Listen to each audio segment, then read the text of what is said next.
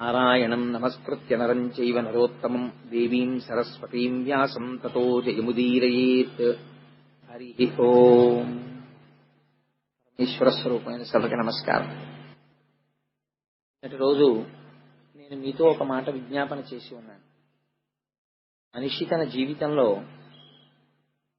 ధ్రువుని యొక్క వృత్తాంతాన్ని వినాలి. అందున భాగవతాంతర్గతంగా వినడం అనేటటువంటిది మరింత గొప్ప విషయం. ఎందుకంటే భాగవత ప్రవచనం జరుగుతుండగా వినడం అన్నది. అందున ద్వాదశి నాడు కానీ, పౌర్ణమి నాడు కానీ, అమావాస్య నాడు కానీ, దినక్షయమునందు కానీ, అసుర సంధ్య వేళ కానీ ధ్రువ చరిత్ర వినమని. మనకి ఈశ్వరానుగ్రహం వల్ల ఏమైందంటే భీష్మ ఏకాదశి పక్కన వచ్చినటువంటి ద్వాదశి నిన్నటి రోజున ఉపవసించి భీష్మ ఏకాదశి నాడు మనందరం కూడా ఈశ్వర సంబంధంతో కాలాన్ని గడిపి ఉండడం చేత సత్వగుణం ఉబికి ఉంటుంది. ఈ కాలమునందు ధ్రువ చరిత్ర వినగలిగేటటువంటి భాగ్యం మనకి ఆ కృష్ణ పరమాత్మ కటాక్షించాడు. ఎన్ని జన్మల తర్వాత మనకి అదృష్టం కలిగిందో. నేను ఎందుచేత ఈ మాట అంటున్నానంటే, మామూలుగా చూసినప్పుడు ధ్రువోపాఖ్యానము తెలియని వాళ్ళు ఇక్కడ ఉన్నారు అని నేను అనుకోను. ఒకవేళ ఎవరైనా తెలియని వారు ఉండి ఉంటే ఏదో కొద్ది మంది ఉంటారు తప్ప ధ్రువుడి కథ తెలియనటువంటి వాళ్ళు ఎక్కువ మంది ఉండరు.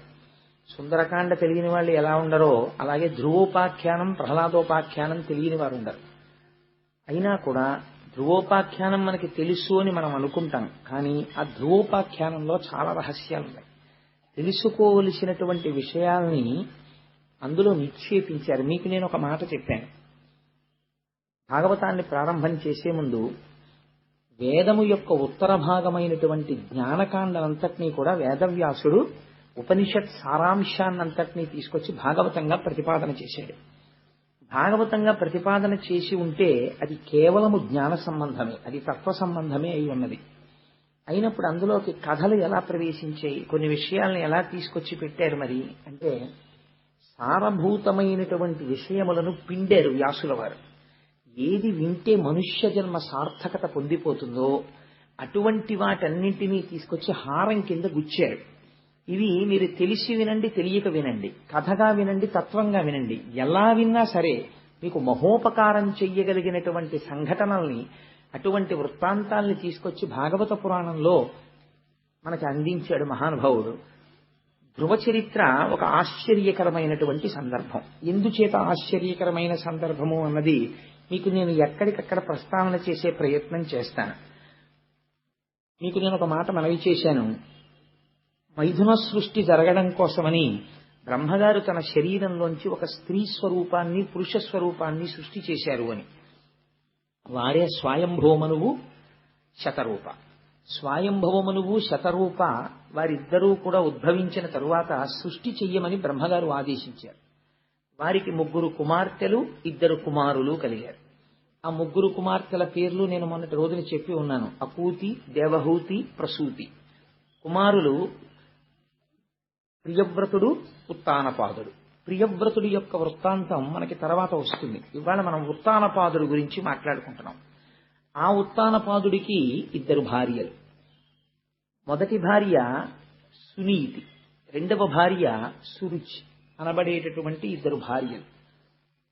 ఆ 2 భార్యలతో ఉత్తానపాదుడు చాలా సంతోషంగా జీవితాన్ని గడుపుతున్నాడు. మీకు ధ్రువోపాఖ్యానంలో ఉన్న గమ్మత్తు ఏమిటంటే, మీకు ఆ పేర్లు వింటున్నప్పుడు ఏదో అనుమానం వస్తుంది. ఇది నిజంగా ఎక్కడో జరిగిన కథ, లేకపోతే ఏదైనా విషయాన్ని ఇందులో దాస్తున్నారా అన్న అనుమానం వస్తుంది. ఎందుచేత నేను ఈ మాట అంటున్నానంటే, ఆ పేరు పెట్టుకున్నవాడిని మీరు ఎక్కడైనా చూసారా? ఉత్తానపాదుడు అని పేరు పెట్టుకున్నవాడు, పైకి కాళ్ళు ఉన్నవాడు ఉత్తానపాదుడు అంటే.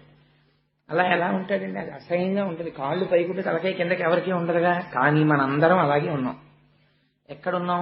అమ్మ కడుపులో అలాగే ఉన్నాం. రేపు కపిల గీత విందురు గాని నిజంగా కపిల గీత వినడం అంటే పరమాత్మ సాంఖ్యం చెప్పడానికే కపిలావతారంలో వచ్చాడు.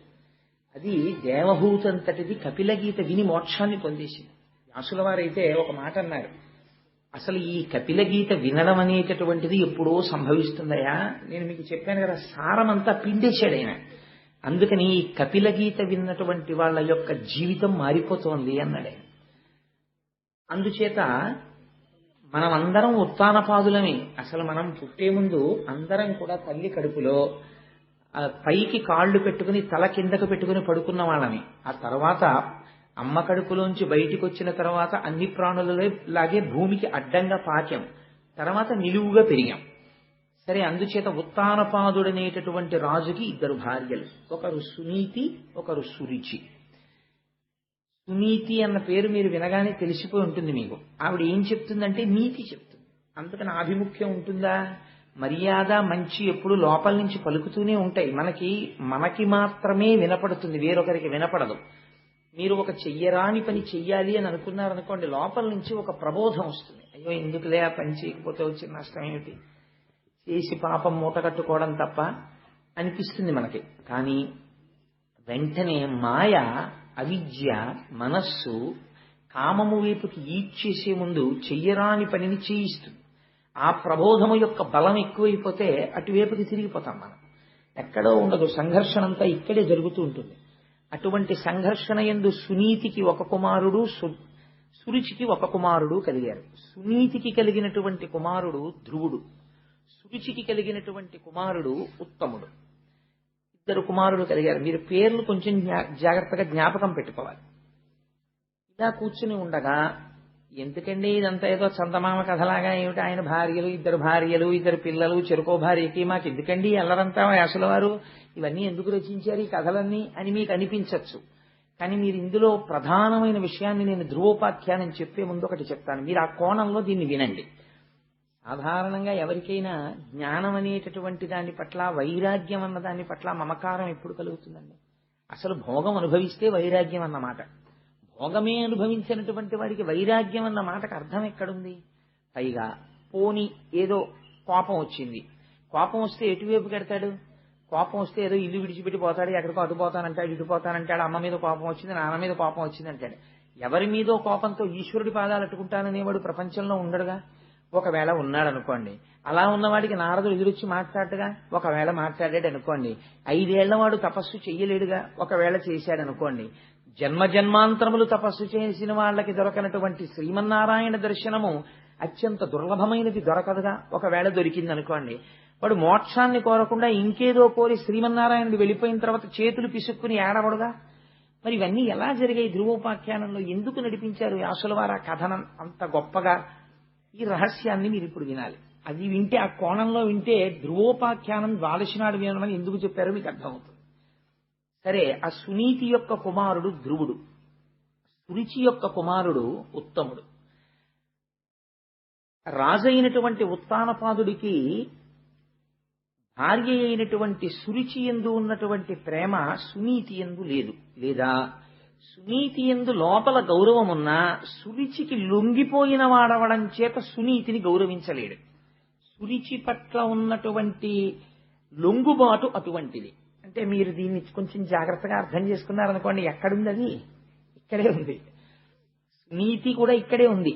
సునీతి ఎప్పుడూ చెప్తుంటుంది, అలాంటి పని చేయకూడదు, విన్నావు కదా భాగవతం అంతా, రామాయణం చదువుకున్నావు కదా, పెద్దల మాటలు విన్నావు కదా, ఎందుకు పాడైపోతావు, ఇలాంటి పని చెయ్యకు, కక్కుర్తి పడకు. చూసేవాడు ఒకడు ఉన్నాడు, నిన్నను చూశారు కదా సత్యనారాయణ వ్రతంలో, అక్కడే కూర్చుంటాడు, చిత్తగుప్తుడు అని రాసేస్తుంటాడు.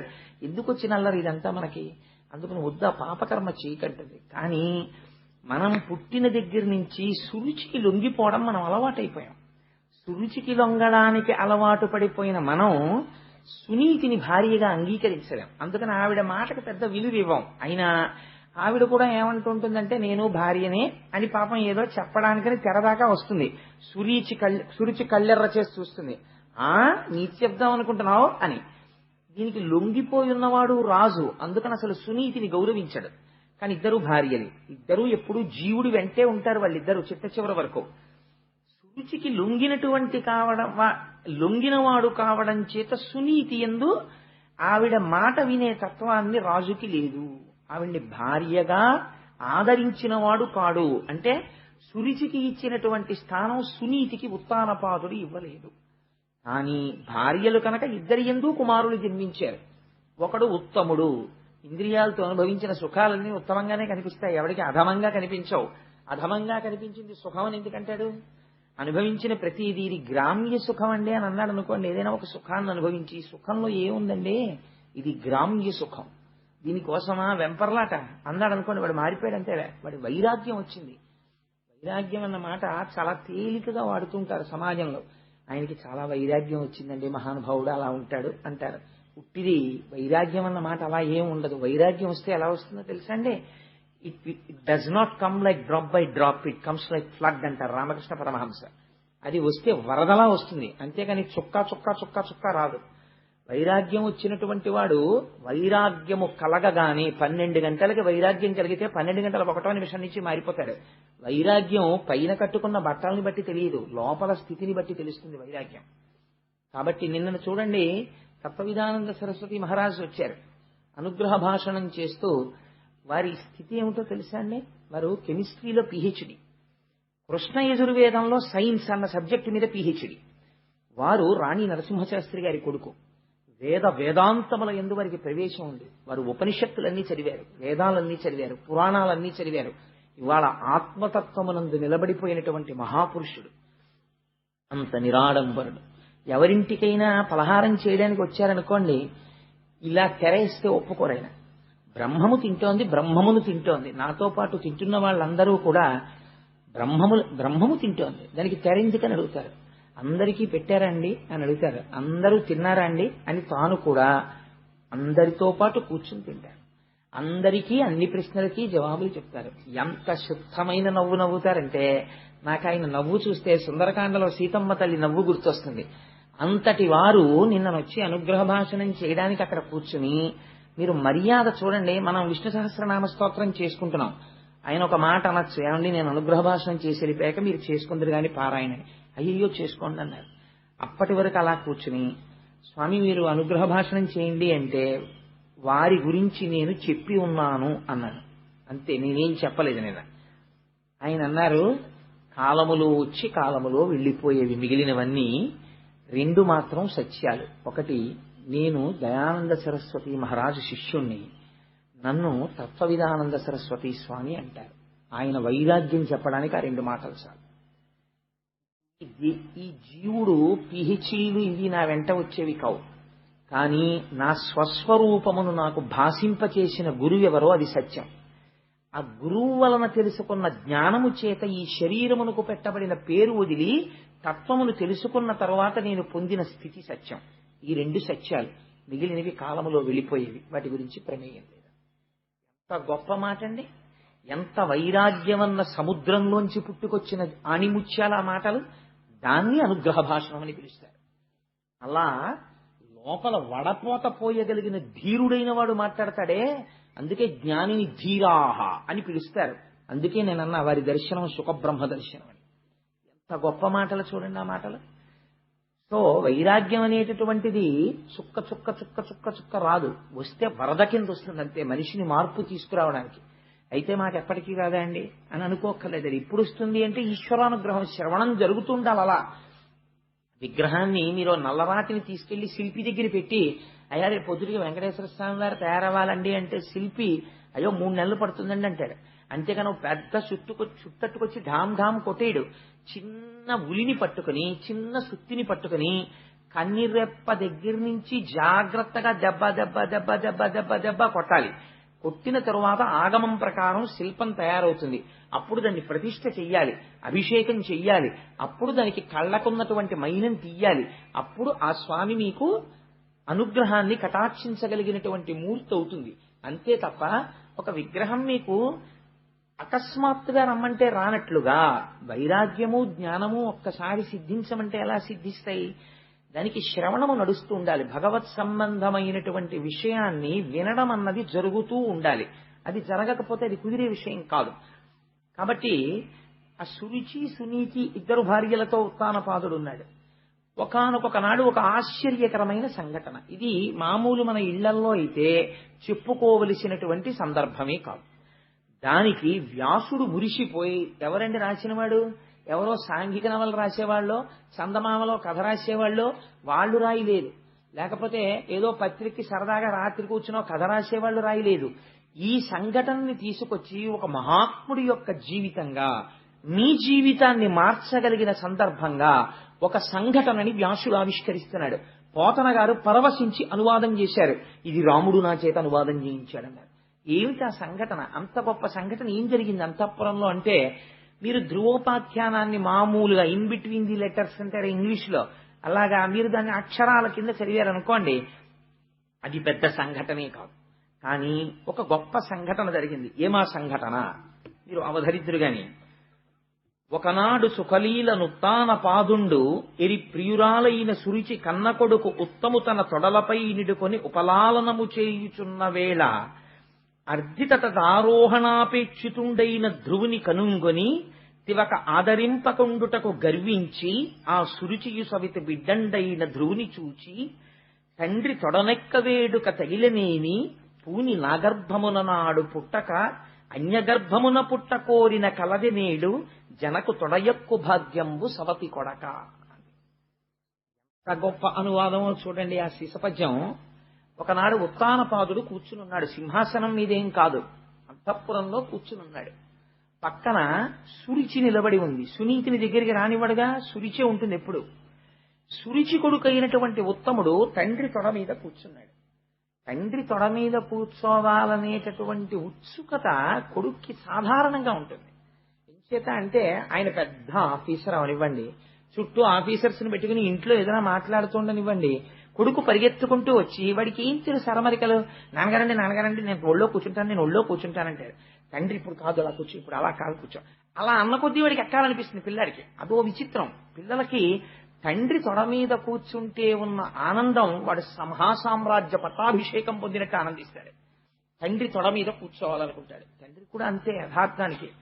అసలు పురుషుడికి ఐశ్వర్యములలోకెల్లా గొప్ప ఐశ్వర్యమేది అని ప్రశ్న వేశాడు. అంటే అన్ని ఐశ్వర్యములలో గొప్ప ఐశ్వర్యం ఏది అంటే పుత్రగాత్ర పరిష్వంగము. తన కొడుకుని తాను గాఢముగా కౌగలించుకోవడమే పెద్ద ఐశ్వర్యం. ఎందుకంటే తానే కొడుకుగా ఉన్నాడు ఎదురుగుండా, అందుకని తనను తాను కౌగిలించుకోవడం కుదరదు. తన కొడుకుని కౌగిలించుకోవడం అంటే ఏమంటే కుమార్తె కూడా అలాగే పుట్టింది కదా అని మీరు అడగచ్చు. కానీ శాస్త్రం కన్న కూతురైనా సరే 5 సంవత్సరములు దాటిన తరువాత కూతురు నిద్రపోతుంటే తండ్రి ఆ గదిలోకి వెళ్ళడానికి నిషిద్ధం. తండ్రితో కలిసి కూతురు ఏకశయ్యందు నిద్రించడం నిషిద్ధం. ఒక మర్యాద పెట్టింది సమాజమునందు, ఆ గౌరవం నిలబడ్డం కోసమని అంత గౌరవాన్ని నిక్షేపించింది. తండ్రికి కూతురు మీద మిక్కుటమైన ముద్దొస్తే కొడుకునైనా సరే ఎక్కడ పడితే అక్కడ ముద్దు పెట్టడానికి వీల్లేదు, ధర్మశాస్త్రం అంగీకరించదు. మూర్ధన్య స్థానమునందు చిన్నతనంలో వేరు, 5 ఏళ్లు దాటితే బిడ్డడి యొక్క తల పట్టుకుని ఉంచి, ఒకవేళ వాడు మనకన్నా పొడుగైపోతే వాడి తలకాయ పట్టుకుని ఉంచి వాడి యొక్క మూర్ధన్య స్థానమునందు పాపట యందు తండ్రి ముద్దు పెట్టుకుంటే వాళ్ళకి ఆయుర్దాయం వృద్ధిలోకి వస్తుంది, వాళ్ళు ఇంకా వృద్ధిలోకి వస్తారు. తప్ప ఎక్కడ పడితే అక్కడ ముద్దు పెట్టడాన్ని శాస్త్రములను నిషేధించింది. అందుచేత తండ్రి కొడుకు మీద, తండ్రి యొక్క తొడ మీద కూర్చునున్నాడు ఉత్తముడు, సురుచి కొడుకు. పాపం సునీతి కొడుకు పరుగున వచ్చాడు. ఆయన ధ్రువుడు, ఆయనకి కూడా కోరిక కలిగింది, నాన్నగారి తొడ మీద కూర్చోవాలి. వచ్చి నాన్నగారు నేను కూడా కూర్చుంటాను నాన్నగారు అన్నాడు. తండ్రి ఎక్కించుకోలేదు తొడ మీద. ఎందుకు ఎక్కించుకోలేదు? కొడుకు మీద ప్రేమ లేక కాదు. మీరు అది గమనించాలి.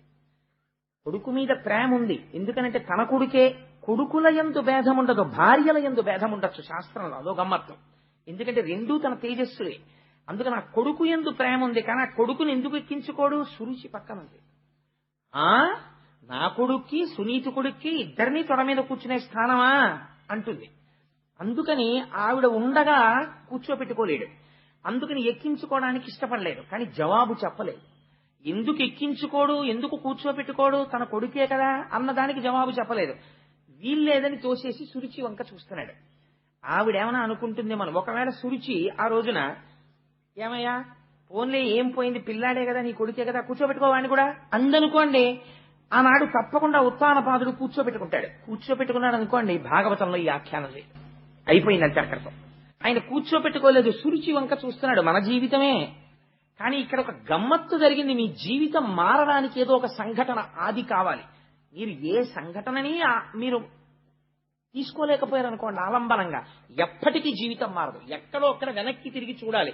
వెనక్కి తిరిగి చూస్తే ఆత్మావలోకనం అవుతుంది. మీరు అలా అవలోకనం చెయ్యకుండా కాలంతో పాటు పరిగెడితే దానికి అవలోకనం ఉండదు. కాబట్టి ఇక్కడ సురుచి వంక చూశాడు ఒకసారి. చూస్తే ఆవిడంది ఒక గమ్మత్తైన మాట అంది. ఏమందంటే, తండ్రి తొడనక్క వేడుక తగిలినేని పూని నాగర్భమున నాడు పుట్టక అన్యగర్భమున పుట్ట కోరిన కలది నేడు జనకు తొడయెక్కు భాగ్యంబు సవతి కొడక. ఎంత గొప్పగా అడ్రస్ చేసిందో చూడండి. సవతి కొడక అంటే నాతో పాటుగా సవతి అయిన దాని కొడుక, నీకు తండ్రి గారి తొడ మీద కూర్చోవాలని కోరికగా ఉందా? నీకు నిజంగా తండ్రి తొడ మీద కూర్చునే అదృష్టం పొందిన వాడివైతే నా కడుపున పుట్టుండేవాడి. నీ అమ్మ కడుపుని ఎందుకు పుడతావు? ఆ అమ్మ కడుపున పుట్టిన వాడికి ఈయన తొడ ఎక్కే అదృష్టం ఎక్కడుంటుంది? నా కడుపున పుట్టుంటే ఆయన తొడ ఎక్కే అదృష్టం ఉండుండేది. ఇది ఎంత హేయమైన మాట మీరు ఆలోచించండి. క్షేత్రములు రెండూ సమానం, బీజములు రెండూ సమానం. కానీ కేవలము ఆభిజాత్యముతో ఈ మాట అంటోంది. ఇప్పుడు ఎవరిని నింద చేసింది ఆవిడ ధ్రువుణ్ణి నింద చేయలేదు. సవతి కొడక అని పిలవడంలో తన సవతిని చిన్నబుచ్చుతోంది. ఆవిడ కడుపున పుట్టిన నీకు భార్య అయితే అయిందేమో, ఎప్పుడో ఈయన అనుగ్రహాన్ని పొందితే పొందిందేమో, కానీ ఆవిడ కడుపున పుట్టిన వాడికి ఆయన తొడ ఎలా ఎక్కుతావురా? ఆయన తొడ మీద కూర్చోవాలంటే నా కొడుకు అయి ఉండాలి అంటే తన ఆభిజాత్యాన్ని ప్రకటించుకుంది సవతితో కలిపి. ఇదే సురుచి అంటే ఎంత అహంకారం చూడండి. అసలు అలా ఒక 5 సంవత్సరముల పిల్లవాడు తండ్రి తొడ మీద కూర్చునేటప్పుడు ఇంత కఠినంగా మాట్లాడవలసిన అవసరం ఉన్నదా? మీరు సురుచికి సునీతికి ఎంత తేడా ఉంటుందో ధ్రువోపాఖ్యానంలో కనిపెట్టాలి. ఒక్కొక్క ఇంట్లో ఒక్కొక్క స్త్రీ మాట మాట్లాడుతుంటుంది. మీరు ఆ మాటని బట్టి ఆవిడ సురుచియో సునీతియో మీరు కనిపెట్టేయచ్చు. ఆవిడ సురుచి అనుకోండి, ఆయన నాశనం అయిపోయాడని గుర్తు. ఆవిడ సునీతి అనుకోండి, ఆయన అదృష్టం పండిపోయిందని గుర్తు. ఎందుకో తెలుసా అండి? ఆ దేవి భాగవతంలో వ్యాసుడు ఒక తీర్పు చెప్తాడు. అందులో అంటాడు ఆయన, కుపుత్రేణన్ వయో నష్టం. ఒక దుర్మార్గుడైనటువంటి కొడుకు కలిగాడు అనుకోండి, వాడి వల్ల వంశం అంతా నశించిపోతుంది. కుభోజనేన దివస. ఒక రోజు భోజనం తప్పు భోజనం చేశారనుకోండి. తప్పు భోజనం అంటే ఏమిటో తెలుసా అండి? శాస్త్రమునందు ఏ పదార్థం పడితే ఆ పదార్థం, ఎలాంటి చోట పడితే అలాంటి చోట తినకూడదు. అన్నిటికన్నా పెద్ద పీట వేసి తినవలసిన భోజనం ఏమిటో తెలుసా అండి? భగవన్ నివేదన చేసినటువంటి ప్రసాదము. అది తాను భక్తుడైతే తన ఇంట దొరుకుతుంది, తాను నైవేద్యం పెట్టుకు తింటాడు. రెండవది, ప్రయత్నపూర్వకంగా తాను వెళ్లి తినవలసింది ఏమిటో తెలుసా అండి? ఎవరైనా పిలిస్తే రమ్మనమని తాను కాదనకుండా వెళ్లి తినాలి. భాగవత శేషం. మహాభాగవతులై జ్ఞానులై పరమహంసలై నిరంతరము భగవంతుని యొక్క పాదముల యందు తిరుగాడేటటువంటి వారు ఏ ఇంటికైనా వచ్చి పదార్థమును తీసుకుని వెళ్ళిపోతే వారికి పలహారం పెట్టి పంపకూడదు. వారితో వచ్చిన వారికి కూడా పెట్టాలి. ఎందుకో తెలుసండి? వారు తిన్నప్పుడు ఆ రాశి యందు మిగిలినది భాగవత శేషమవుతుంది. వారు తినగా మిగిలిన ఉచ్చిష్టము కింద లెక్క అది ఆ రోజున. అది ఆ రోజున మనం కూడా వెళ్ళి తిన్నాం అనుకోండి, ఆ భాగవతోచ్చిష్టము తినడం చేత మన మనస్సుని సంస్కరించేస్తుంది, భగవంతుడి వైపుకు తిప్పుతుంది. ఎందుకంటే వారు తినగా మిగిలిన పదార్థం అది. అందుకని అలాంటిది తినమని శాస్త్రం చెప్తోంది. అందుకని భాగవత శేషానికి ఎవరైనా పిలిచారనుకోండి, వారు నిజంగా భాగవతులైతే మీరు ప్రయత్నపూర్వకంగా అమ్మ తప్పకుండా వస్తానని వెళ్ళి తినాలి భాగవత శేషాన్ని. పెట్టేవారికి కూడా మర్యాద ఉండాలి. వారు వచ్చింది భాగవత శేషం కోసం వచ్చారు అన్న మర్యాదతో పెట్టాలి తప్ప చూసి చూడకుండా అలక్ష్యంతో విస్తరియందు వడ్డన జరిగి ఉండి ఉండకూడదు. సరే, అది వేరే విషయం. అందుకని నువ్వు నా తొడ మీద కూర్చోడానికి, తండ్రి తొడ మీద కూర్చోడానికి నా కడుపున పుట్టిన వాడివైతే నువ్వు ఆ భాగ్యాన్ని పొంది ఉండేవాడివి. నువ్వు సునీతి కడుపున పుట్టావు, నీకెలా దక్కుతుందా భాగ్యం? నీకు దక్కదండి. అంటే ఇప్పుడు ఆవిడ పౌరుషం ఎవరి వైపుకు వెళ్ళింది? ఎవరిని కించపరిచి మాట్లాడుతోంది? తన సవతిని కించపరిచి మాట్లాడుతోంది. అది ఒక 5 సంవత్సరముల పిల్లవాడి దగ్గర మాట్లాడవలసిన మాట కాదు. ఇది పిల్లవాడికి అర్థం అవుతుందా? పోని అయ్యో ఏంటి మా అమ్మ కడుపున పుట్టడం వల్ల నేను తొడక్కకూడదంటుంది ఏంటి అని వాడు ఆశ్చర్యంగా, వాడికి కారణం అర్థం కాలేదు. 5 సంవత్సరముల పిల్లవాడికి ఈ కారణం అర్థం కాక అయోమయంగా ఆవిడ వంక చూశాడు. నీ కడుపున పుట్టడం, అమ్మ కడుపున పుట్టడానికి ఎవరికైనా వాళ్ళ అమ్మ కడుపు వాళ్ళకి గొప్ప. మీరు ఇంకొకటి ఆలోచించండి. నేను ఒక తల్లి కడుపున జన్మించాను, నువ్వు ఆ తల్లి కడుపున జన్మించి ఉండకుండా ఉండవలసినది అన్నారనుకోండి, అది నా ప్రమేయమా, నా ఎన్నిక? ఈశ్వరుడైతే అలా పుడతాడు. అయినా నేను ఏ కడుపున పుట్టినా నా యొక్క నడువడి చేత ఆ కడుపు ధన్యం అవ్వాలి. అందుకే ఒక మహాపురుషుడు కనపడ్డాడు అనుకోండి, ఒక ఆయన పరమ భాగవతోత్తముడో లేకపోతే దేశ సేవ చేసిన వాడో సత్పుత్రుడో అనుకోండి, వెంటనే ఎవరిని స్మరిస్తారంటే తండ్రిని స్మరించరు. ముందు ఏ తల్లి కన్న కొడుకో, మహానుభావ మిమ్మల్ని ఏ అమ్మ కందోనండి అంటారు. తన వల్ల అమ్మ కడుపు పండుతోందా, లేకపోతే అమ్మ కడుపు ఫలానా అమ్మ కడుపున పుట్టడం వల్ల తను గొప్పవాడవుతాడా? అసలు ఆ మాట తప్పు. సురుచి చెప్పిన మాట తప్పు. కాబట్టి సురుచి చెప్పేవన్నీ అలాగే ఉంటాయి మాటలు. ఈ మాటలు మాట్లాడుతుంటే ఉత్తానపాదుడు ఊరుకున్నాడు. అందుకే పైకి కాళ్ళెట్టి కిందకి తలెట్టి పుడుతూ వెడుతూ ఉంటాడు. ఇలా సురుచికి లొంగినవాడు కాబట్టి ఎంత ధర్మాన్ని ప్రతిపాదన చేసేస్తున్నాడో చూడండి వ్యాసుడు. పైకొక్క శీసపద్యం, లోపల ఇన్ని రహస్యాలు. అందుకని ద్వాదశనాడు ఇది దగ్ధమైపోతుందన్నారు అజ్ఞానం. కాబట్టి ఏమైంది, అటువంటి మాట సురుచి మాట్లాడుతుంటే వింటుంటే అర్థం కాక పిల్లవాడు ఆవిడ వంక చూశాడు. చూస్తే సురుచి అంది వీడికి అర్థం కాలేదని, నా కడుపున పుట్టడం అంటే మళ్ళీ టంగులు ఏదో నా కడుపులో దూరి మళ్ళీ బయటికి రావడం కుదురుతుందా? నా కడుపున పుట్టడం అంటే మాటలు అనుకున్నావా? నా కడుపున పుట్టడం అంటే దానికి ఎంత అదృష్టం ఉండాలో తెలుసా అని ఒక సిద్ధాంతం చేసేసింది తనకి తాని. ఇది అలా సిద్ధాంతం చేయడానికి తనకి యోగ్యత పాత్రత నిజంగా ఉన్నాయనుకోండి, తను మహాజ్ఞాని అనుకోండి, తాను మహాపురుషుడు అనుకోండి, ముందుండేది ఏమిటో తెలుసా అండి? అపారమైన లజ్జ ఉంటుంది, చాలా సిగ్గుగా ఉంటుంది. తనకి ఎవరో బ్రహ్మరథం పడుతున్నారు అనుకోండి, చాలా సిగ్గుపడిపోతాడు. ఎందుకంటే బాబు ఇవన్నీ నాకు అంటాడు. తత్వవిధానంద సరస్వతి మహారాజును చూడండి, మీరు ఏమైనా కొంచెం ఎక్కువ గౌరవం చేసే ప్రయత్నం చేశారనుకోండి, ఆయన సిగ్గుపడిపోతారు. అయ్యో ఎందుకంటే బాబు నాకు అవన్నీ అంటారు. గట్టిగా పువ్వులు తీసుకెళ్లి మీరు ఆయన పాదాల మీద వేస్తే ఆయన అంగీకరించరు. ఎందుకంటే అవన్నీ అలా చేయకండి అంటారు. మీరు ఇంకో 4 పూలదండలు వేస్తే ఆయన అంగీకరించరు. ఎందుకంటే అవన్నీ అలా వేసేస్తారా, అనవసరం అన్ని పూలదండలు అంటారు. 2 మాటలు ఎక్కువ పొగిడారనుకోండి, చాలా సరళంగా అవన్నీ కాలగతిలో వెళ్ళిపోయేవండి అవన్నీ ఏంటి అంటారు. అసలు జ్ఞాపకంలోకి తెచ్చుకోరు. వాళ్ళు లజ్జతో ఉంటారు. ఎందుకనంటే ఆ మాటలు వాళ్ళని శూలం పెట్టి పొడిచినట్టుంటాయి. ఎందుకురా బాబు ఈ పొగట్టాలని నాకు అన్నట్టుగా ఉంటారు వాళ్ళు. అందుకని ఆ సిగ్గుతో కూడినటువంటి స్థితి ఈశ్వరానుగ్రహం. భక్తి ఉన్న వాళ్ళకి మాత్రమే అబ్బుతుంది. భక్తి లేకుండా రాజసమైన స్థితిలో ఉన్నవాడికి పొగుడుతుంటే చాలా సంతోషంగా ఉంటుంది. అయితే ఒకటి, అది ఒకనాటికి సాత్విక భక్తి కింద పరిణమించవచ్చు. నిజంగా ఆయన చాలా మంచి పనులు చేసినవాడు అనుకోండి, ఒకవేళ ఇవాళ పొగిడితే సంతోషించవచ్చు. కానీ ఆ భక్తి ఒకనాడు ఆయన్ని ఉద్ధరిస్తుంది, ఆయన్ని మంచి స్థితికి తీసుకెళ్తుంది, రాజసంలోంచి తామసంలోకి తీసుకెళ్తుంది. నిష్కారణ పొగుడుకోకూడదు. అందులో తనని తాను పొగుడుకున్నాడు అనుకోండి, వెంటనే తాను చచ్చిపోయినట్టే, ఆత్మహత్య చేసేసుకున్నట్టు. కాబట్టి ఇప్పుడు ప్రాయశ్చిత్తం చేసుకోవాల్సి ఉంటుంది. సురుచి ఎలా మాట, సురుచితో బాగా సంగం ఉన్నవాడికి ఉండే అలవాటు ఏమిటో తెలుసా అండి? తన్ని పొగుడుకోవడం, ఎదుటి వాళ్ళలో దోషం పడుతూ ఉండడం. ఎప్పుడు ఎదుటి వాళ్ళలో దోషం పడుతుంటాడు, తనని పొగుడుకుంటుంటాడు. అంటే ఆయన సురుచిని భార్యగా పొంది ఉన్నాడు, లొంగి ఉన్నాడని పసిగట్టవచ్చు. కాబట్టి నువ్వు ఎక్కువ మాట్లాడక్కర్లేదు. నీకు లోకం యొక్క పోకడని ఒక వృత్తాంతంలో తేల్చేస్తాడండి వ్యాసుడు. ఆయన సమర్థత అటువంటిది అని ఆవిడంది. నిజంగా నీకు ఆ నాన్నగారి తొడ మీద కూర్చోవాలని కోరిక ఉంటే నా కడుపున పుట్టి ఉండవలసింది. నా కడుపున పుట్టలేకపోయావు కదా, నా కడుపున పుట్టలేకపోయిన వాడు ఇప్పుడు మళ్ళీ తండ్రి తొడ మీద కూర్చోవాలంటే ఏ పని చేయాల్సి ఉంటుందో తెలుసా?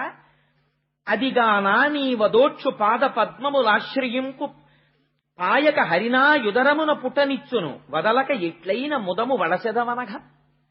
మళ్ళీ నువ్వు నా కడుపులోంచి బయటికొచ్చి మీ తండ్రి తొడ మీద కూర్చోవాలంటే, నా కడుపున పుట్టేటంతటి అర్హత నువ్వు పొందాలంటే ఏం చెయ్యాలో తెలుసా?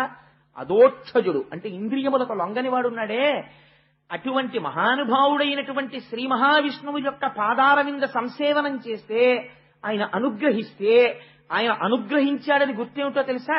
శ్రీమన్నారాయణ అనుగ్రహము కలిగితే నువ్వు నా కడుపున పుడతావు. అల్లా పుట్టాడు రా ఉత్తముడు, అందుకని తండ్రి తొడ మీద కూర్చున్నాడు. శ్రీమన్నారాయణ అనుగ్రహము నీ యందు లేదు, అందుకని నువ్వు ఎక్కడ పుట్టావు? సునీతి యందు పుట్టావు. అసలు నిజంగా అనుగ్రహం ఉంది కాబట్టి సునీతి యందు పుట్టాడు. అనుగ్రహం లేదు కాబట్టి ఉత్తముడు సురుచి యందు పుట్టాడు. ఆవిడేం చెప్తోంది? తిరగేసి చెప్తోంది. ఇది ఎవరి మాటలో తెలుసా అండి? మొత్తం సుందరకాండని తీసుకొచ్చారు ఈ పేటగీతి పద్యంలోకి. ఎవరు మాట్లాడతారు ఈ మాటలో? ఇహర రమస్వ భుంక్ష్వ భోగాన్ ధననిచయం ప్రతిశామి మిదినించ మయిలలనే యథాసుకత్వం తైచ సమేత్తలంతు బంధవాస్తే. రావణుడు మాట్లాడతాడు సుందరకాండలో. ఎందుకు ఈ తపస్సు, ఎందుకు ఒంటి జడ, ఎందుకు ఈ ఉపవాసాలు, హాయిగా రమించు, భోగించు, నీకు కావలసినంత డబ్బిస్తాను అని ఈశ్వరుడి వైపుకి తిరుగుతున్నటువంటి మనస్సుని భౌతికమైనటువంటి సుఖము వైపుకి తిప్పుతాడు. పైగా ఇది ఎంత అదృష్టం ఉంటే సుఖపడగలమండి. ఒక విచిత్రమైన వేదాంతం చెప్తాడు. ఇంటిలో ఐశ్వర్యముండి ఏకాదశి నాడు ఉపవాసం చేశాడు. ఎందుకు చేశాడు? భగవంతుడి కోసం. వేరొకడు అంటాడు, ఏంటండి ఇవన్నీ పిచ్చి, ఈశ్వరుడు ఎందుకు ఇచ్చాడు? తినడానికి ఇచ్చాడు, అంతేగాని అవన్నీ పెట్టుకుని ఉపవాసం చేయమనే, ఎందుకంటే ఇదంతాను అంటాడంటే ఇది రావణ ప్రలాపన. కాబట్టి అది వాడు ఏకాదశి వ్రతం చేస్తున్నాడు కాబట్టి వాడు ఉపవాసం ఉన్నాడు అని తెలుసుకోడు, ఒక నింద కూడా చేస్తాడు. అదే రావణుడు చేస్తాడు. అదే సురుచి మాట్లాడుతుంది. ఎలా మాట్లాడుతుందో చూడండి. శ్రీమన్నారాయణ అనుగ్రహం ఉంటే నా కడుపున పుట్టుండేవాడివి, మీ నాన్న తొడెక్కుండేవాడివి.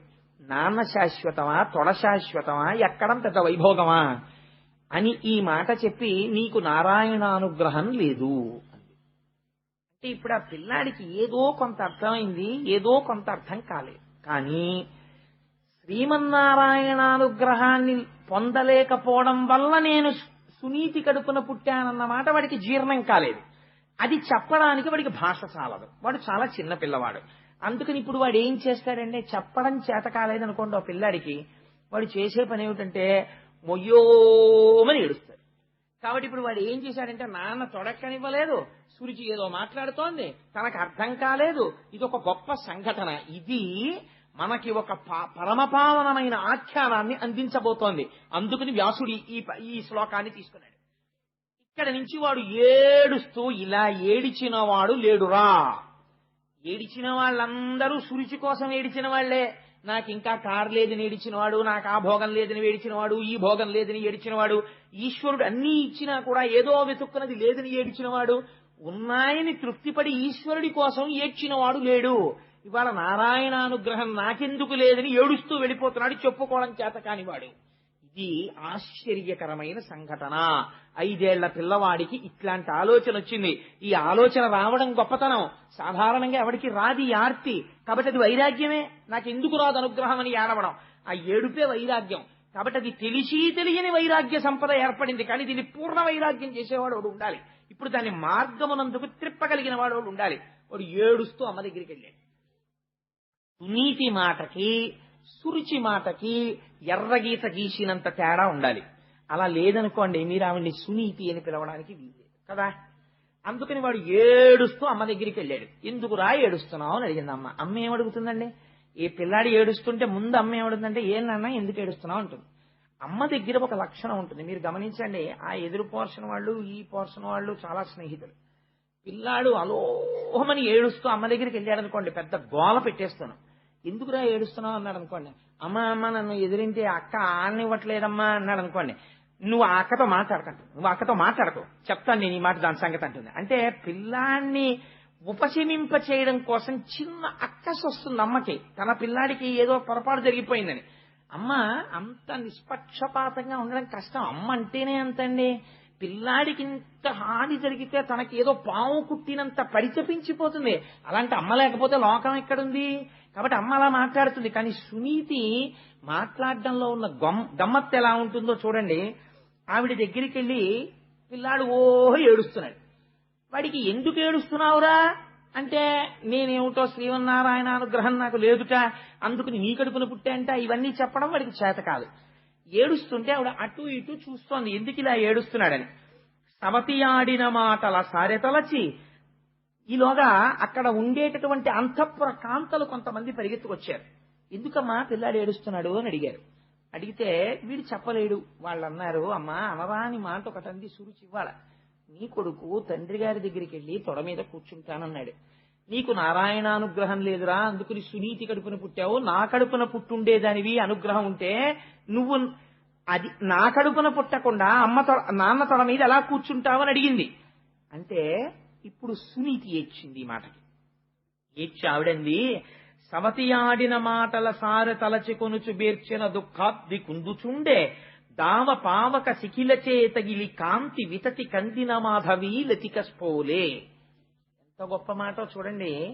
మాధవీలత అని అతి సున్నితమైనటువంటి ఒక తీగ, ఒక జాజి తీగో ఒక మల్లె తీగో పందిరెక్కుతోంది. దాన్ని మీరేం కాల్చేయలేదు. కానీ చాలా నాజూకుగా పరమకోమలంగా ఉండేటటువంటి ఒక మల్లె తీగకి కొద్దిగా అంత దూరంలో ఎవరో చెత్త తగలపెట్టారు. ఒక పెద్ద మంట రేగింది. దాని సెగ ఈ తీగకి కొట్టింది. అసలే తీగ పరమ సౌకుమార్యంతో కూడినటువంటి తీగ.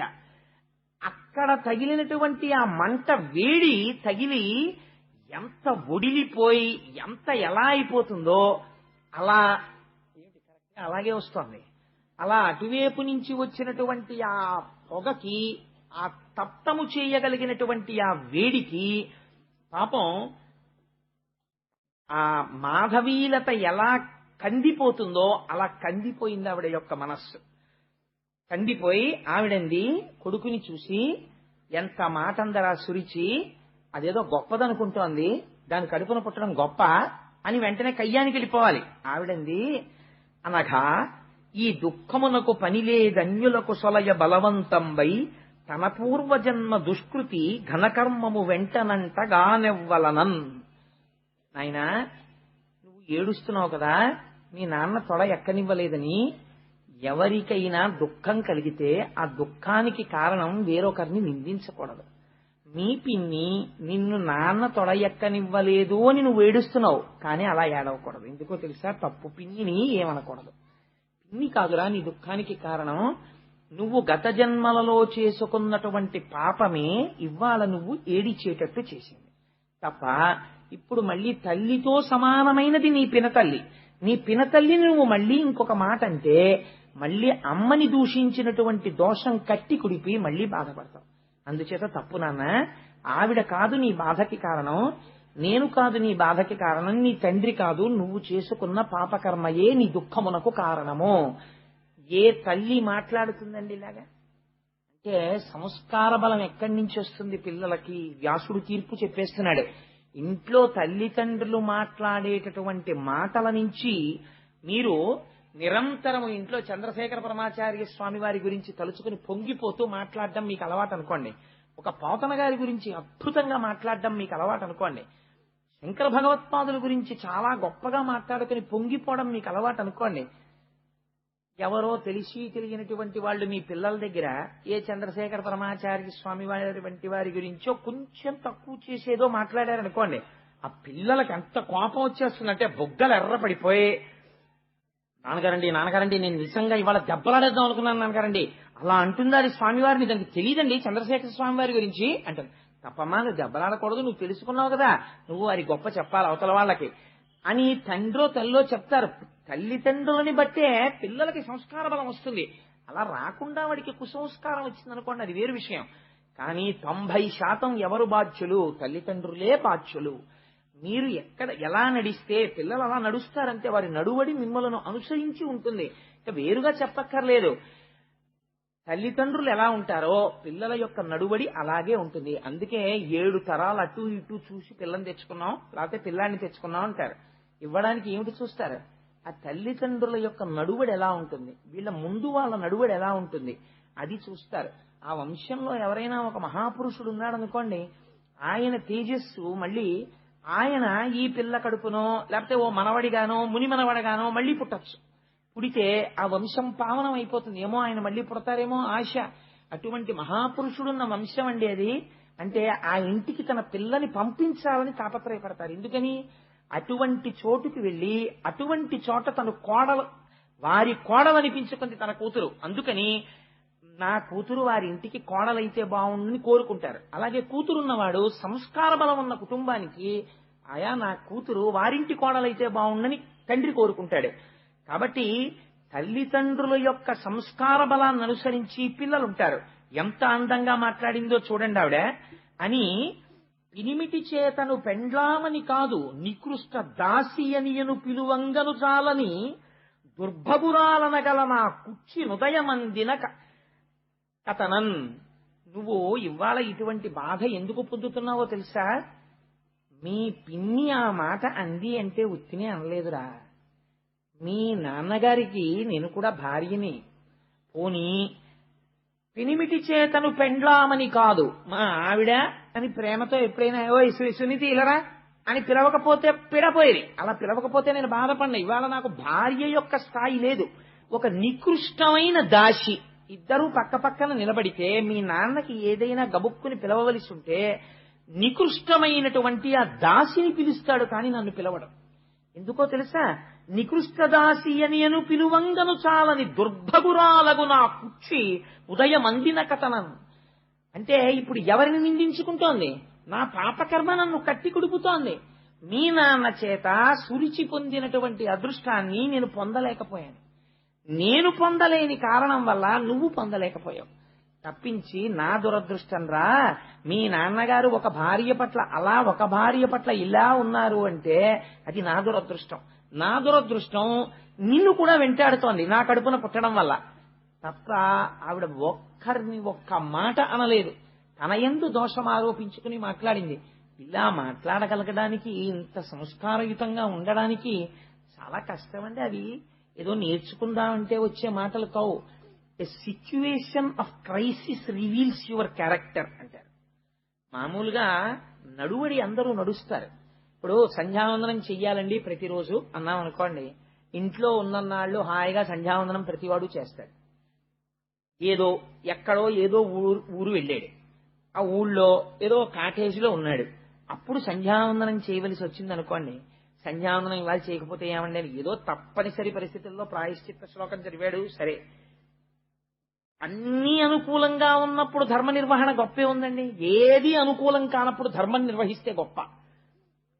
రామచంద్రమూర్తికి అన్నీ కలిసి రాలేదు. ఆయనకి ఎన్ని కష్టాలు పడ్డాడో, ఎన్ని కష్టాలు పడ్డా ధర్మాన్ని మాత్రం ఆయన వదిలిపెట్టలేదు. ధర్మాన్ని వదిలిపెట్టకుండా ఉండడం గొప్ప. అందుకని నీ శీలము పైకి ఎప్పుడు వస్తుంది అంటే, ఒక ఉద్విగ్నమైనటువంటి సంఘటన జరిగినప్పుడు ఎవరి శీలమేమిటో పైకి వచ్చేస్తుంది. అప్పుడు మీరు మాట్లాడే మాటలని బట్టి, ఒక సంఘటన యందు మీ ప్రవర్తనని బట్టి, మీరు భక్తులో, మీకు శాస్త్ర ప్రావీణ్యం ఉన్నదో, మీరు నేర్చుకున్నది మీరు నడువడిలో పెట్టినవారో కాదో తేల్చేస్తుంది, బయట పెట్టేస్తుంది ఆ సంఘటన. ఇప్పుడు ఈ సంఘటన ఎంతమందిని బయట పెడుతోందో చూడండి. ఒక్క సంఘటన ఉత్తానపాదుడి బలహీనతని బయటపెట్టింది, సురుచి అహంకారాన్ని బయటపెట్టింది, సునీతి శీలాన్ని బయటపెట్టింది, ధ్రువుడి మనస్సులో ఏర్పడబోతున్నటువంటి ఒక కొత్త కోరికని బయటపెడుతోంది. ఇన్ని విషయములకు ఆధారభూతమైన ఒక సంఘటనని ఎత్తుకుంటున్నాడు వ్యాసుడు. ఎంత గమ్మత్తైనటువంటి విషయం అండి నిజంగా. వ్యాస భగవానుడికి మనం ఎన్నిసార్లు జోదలు చేయాలి మహానుభావుడికి అని ఆవిడంది. నాన్న ఎందుకురా బెంగ పెట్టుకుంటావు? విను, ఆడిన ఆ సురుచి వచనములు సత్యంబులుగను, సర్వశరణ్యుండనగల హరిచరణంబులు కను, జనకుని అంకమెక్కగా తలతేనిన్.